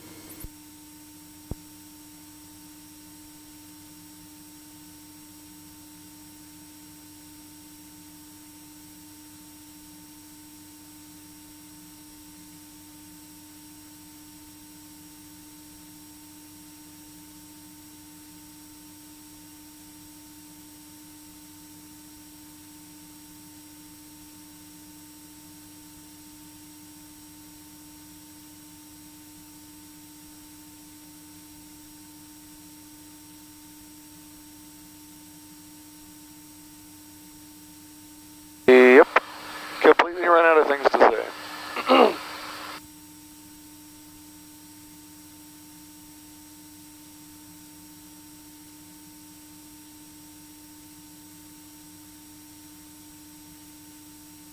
Of course, I've had a headwind going both ways.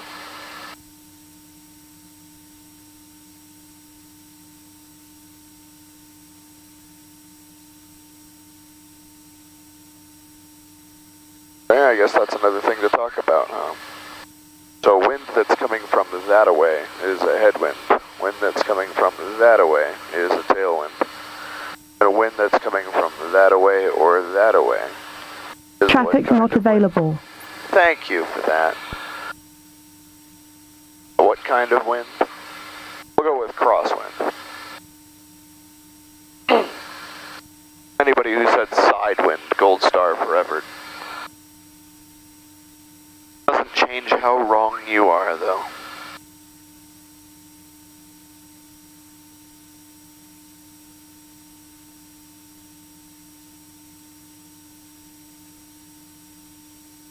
There was a graphic I saw back in the day. There's something that the government insists that you know if you want to be a pilot, and that's the 4 forces of flight. Okay, so force acting that way is thrust. Acting that way is drag. Acting that away is lift. And acting that away is Flagship 3623, contact Boston Center, 121.35, good morning. 2135, have a go, Flagship 3693. Well, a modified one said that money, or your dreams are ahead of you. Albany approach, FedEx 1570, 1000 uniform. So money's the thrust. FedEx 1570, Albany approach, good morning, Albany, altimeter money's the drag to your RNAV runway 1. And then, okay, 2987 direct music. Your hopes are on the lift axis, and the FAA is pulling you down. I might have that wrong. Anyway, in the two positive parts of that lift, or rather the four forces of flight diagram, the up and forward bit are hopes and dreams, and the down and back bits are the FAA and money. FedEx 1570, maintain 3,500. 3,500, FedEx 1570.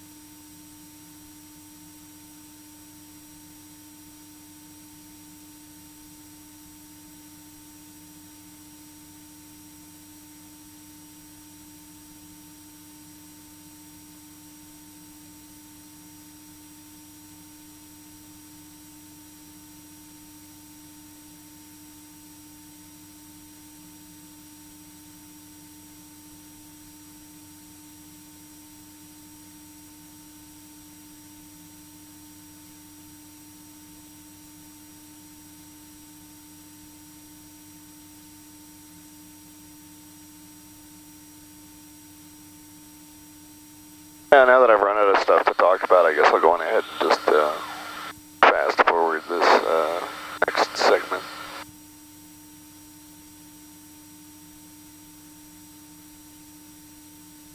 Because there is absolutely nothing happening, and it won't be for about another 42 minutes. So yeah, I'm going to go on and fast forward this.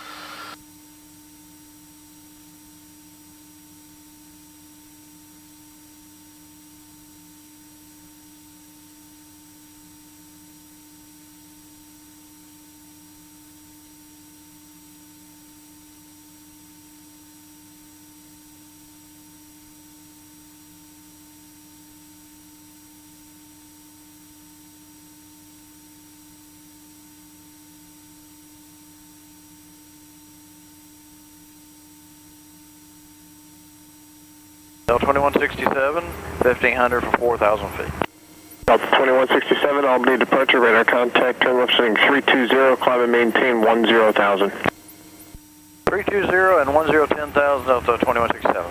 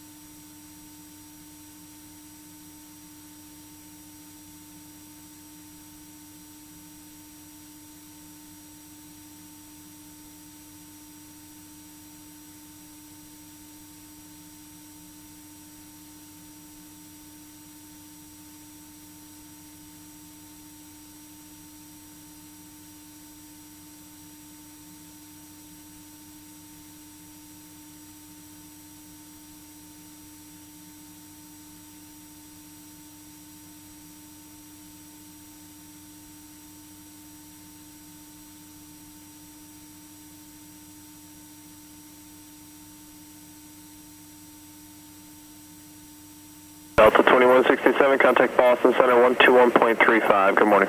2135 and good day, Delta 2167.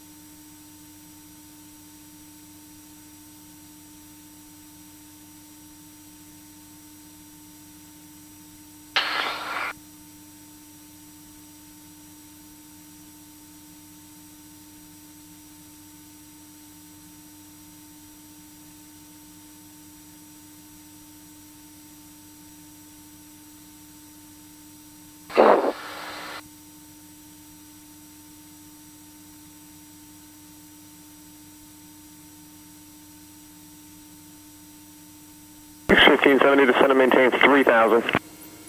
3,000, FedEx 1570.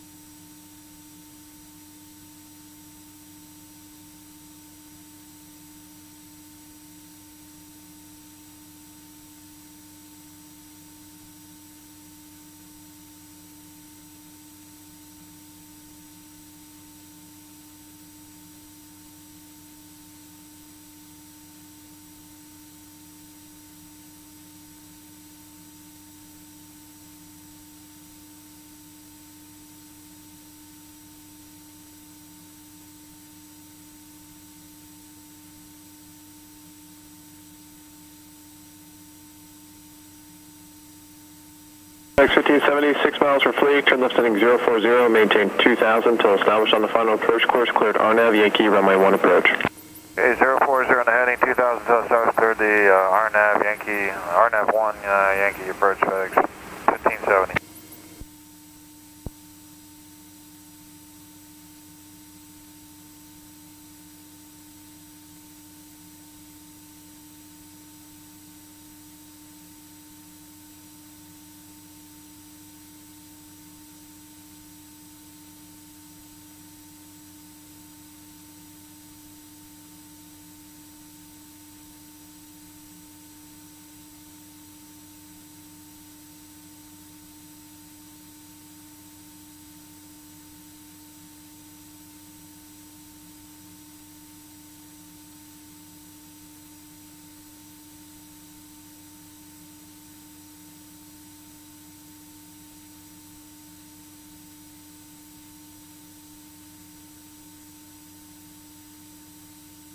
FedEx 1570, contact tower 119.5, good morning. 195, good morning, FedEx 1570.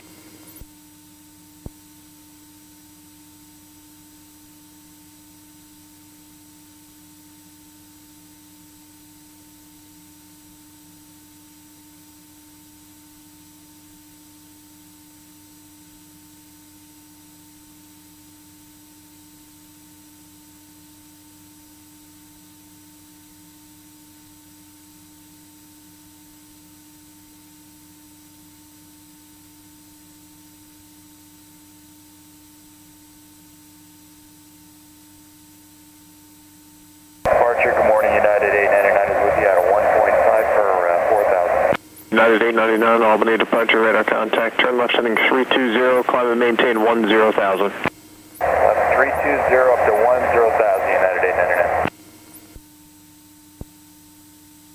Get a radio check on guard.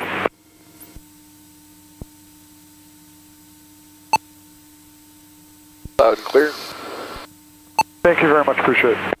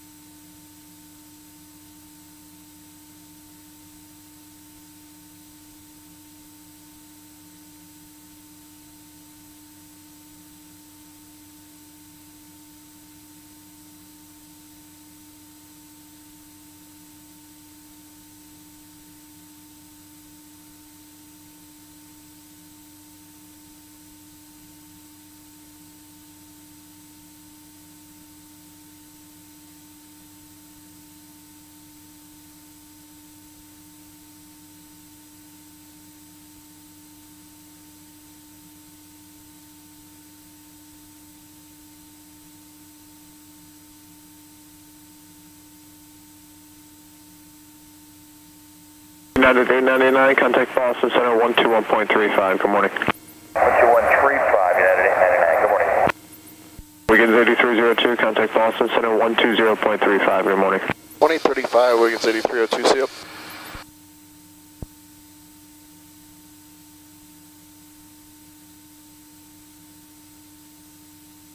Good morning, Boston Wiggins 8302, 7000.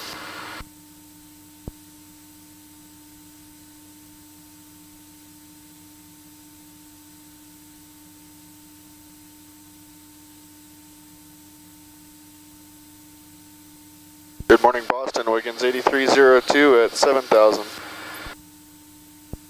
Wiggins 7,000, 29901. 2991.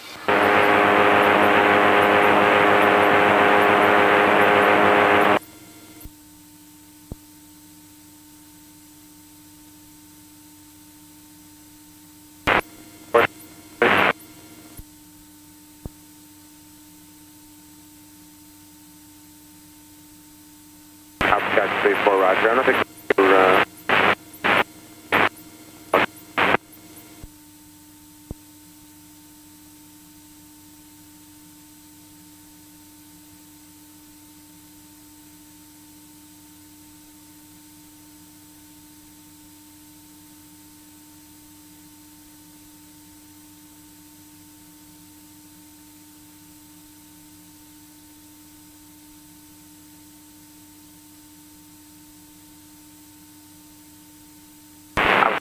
for radar contact 30 miles east of now clear VOR, leaving 6.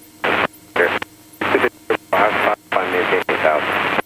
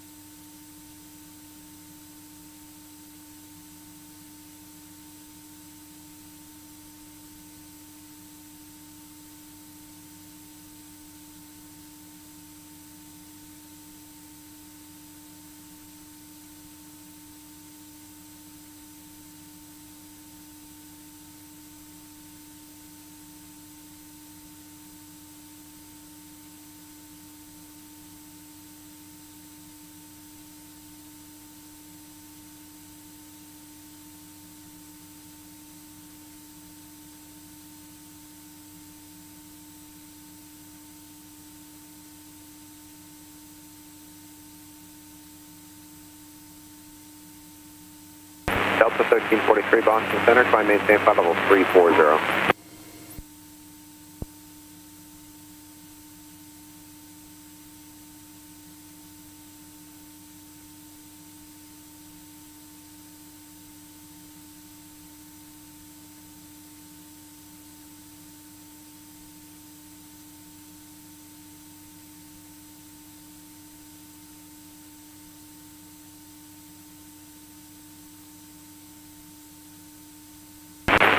77 Center, good morning.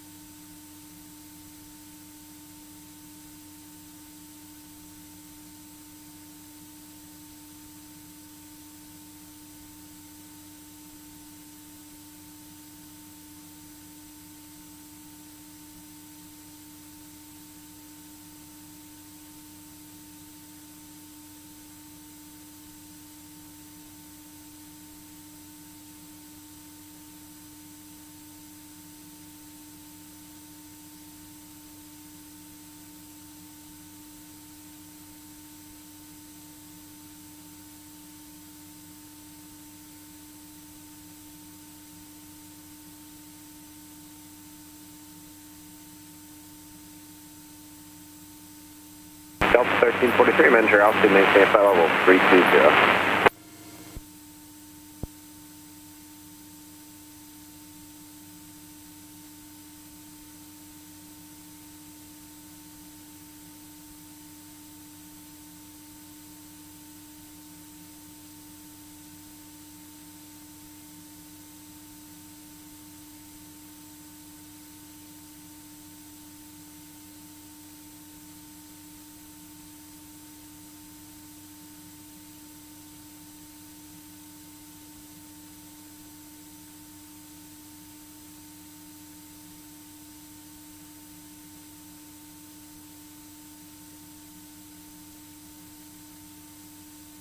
.977, contact Montreal Center 133.22, good day.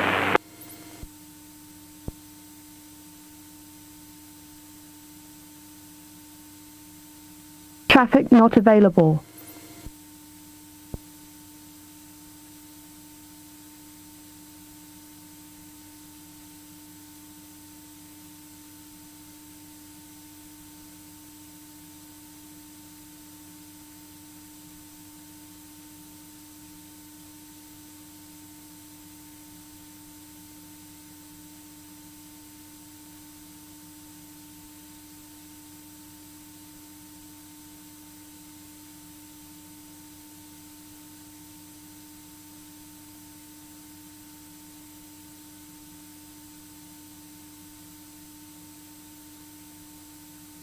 FedEx 30, contact Boston Center 128.05 today.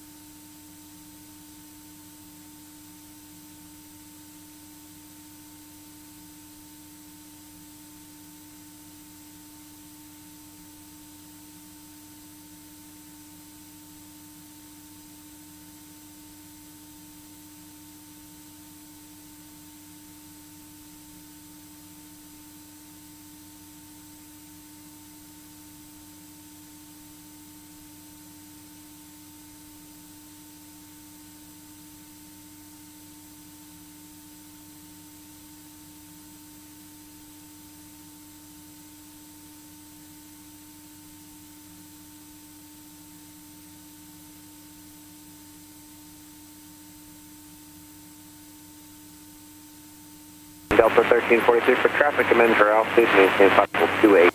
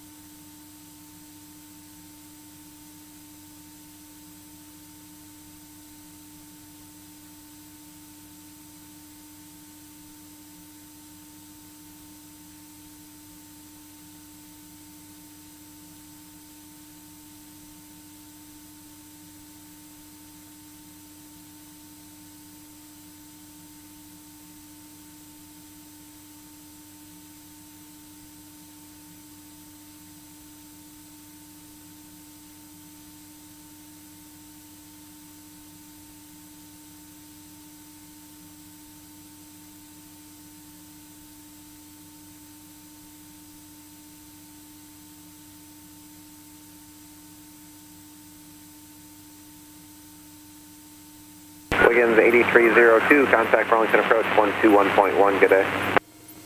21.1, Wiggins 8302.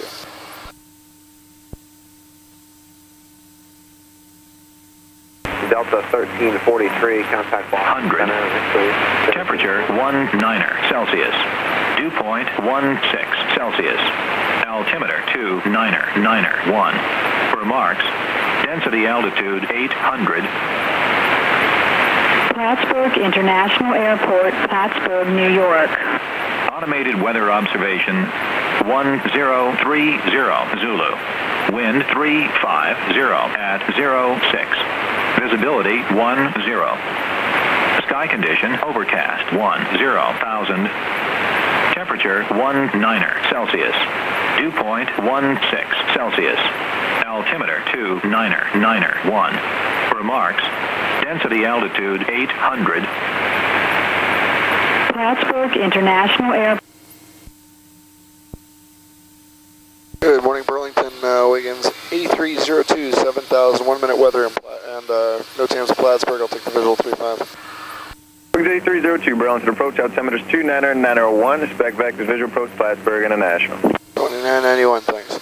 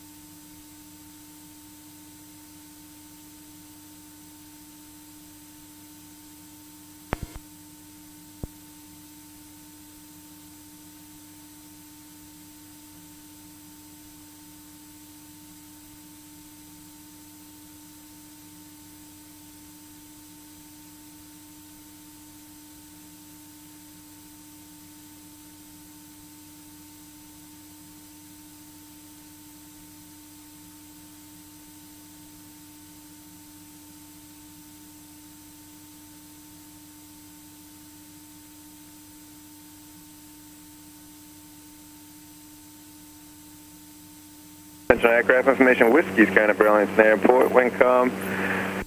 Ceiling 800 overcast to Burlington, altimeters 29901.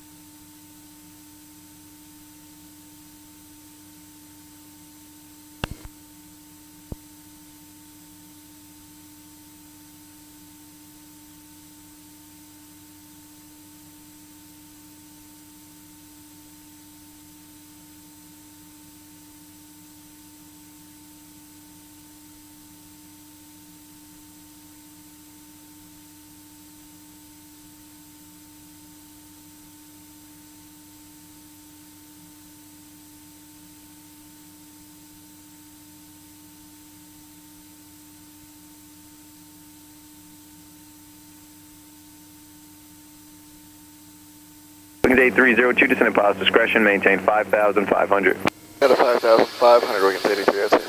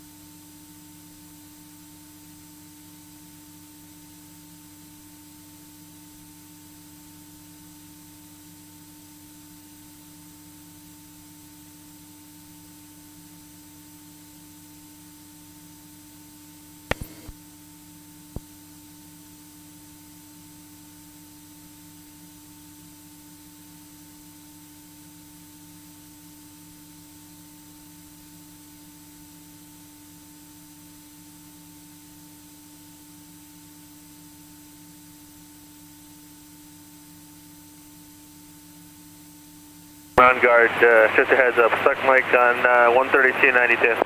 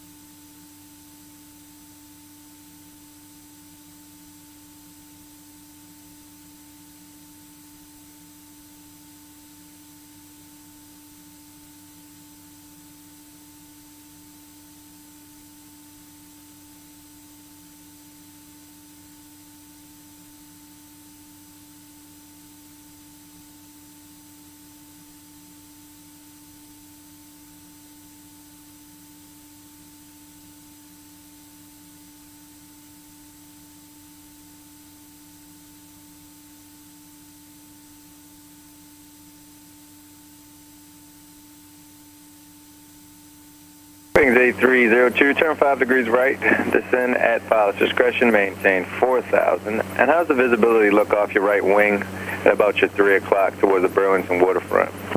Yeah, the weather looks VFR over there, turning 5 degrees right. Wiggins 8302 and going down at 4,000. Roger, thanks. Yeah, we got our AWAS is calling it IFR now with the ceiling pretty low. Just wanted to know how it looked out the window. I think the system's not working right, but thanks a lot. Yeah, no worries. What's your wind direction down there? Yeah, we got winds calm right now. Okay, yeah, because there's looks like there's a layer of low clouds just hanging there right on top of the airport. If you look out to the west, you should be able to see out from under it, and on top of that, that layer is probably about 300 feet thick. Wiggins 8302, thanks a lot for the pyro. Plattsburgh International at your 12 o'clock, 11 miles. When you have it, report the field inside. Yeah, I've got the airport inside. I'll go ahead and cancel IFR. Wiggins 8302, IFR cancellation received. No observed traffic between you and the airport. Radar service terminated. Squawk VFR. Frequent change approved. Have a good morning. All right, yeah, have a good weekend, Wiggins 8302. See ya. Climb through 4,700, here 780. Yeah, 780.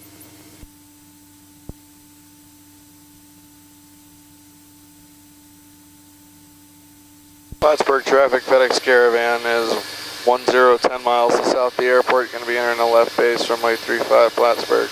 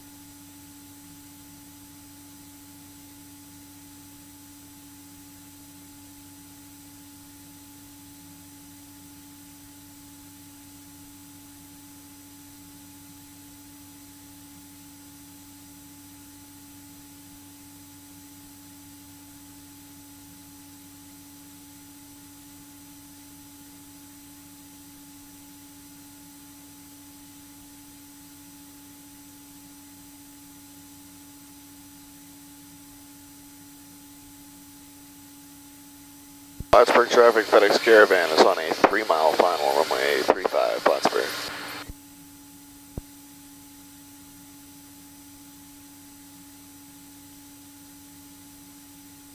Since this airport doesn't have a control tower, I've got to make those call outs.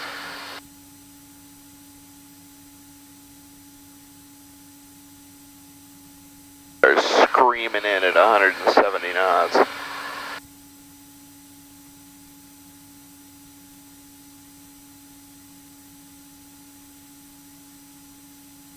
$500.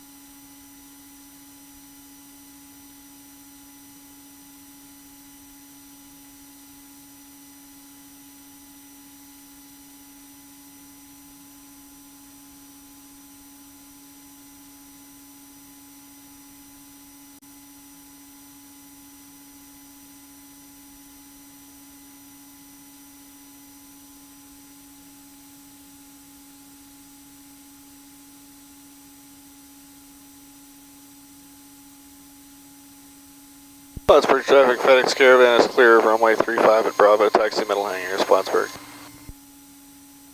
Well, that's another day. My weekend officially begins. So, tie up the airplane, wait for the truck, unload, get myself an additional half-gallon of vodka, finish it today. I don't drink quite that much.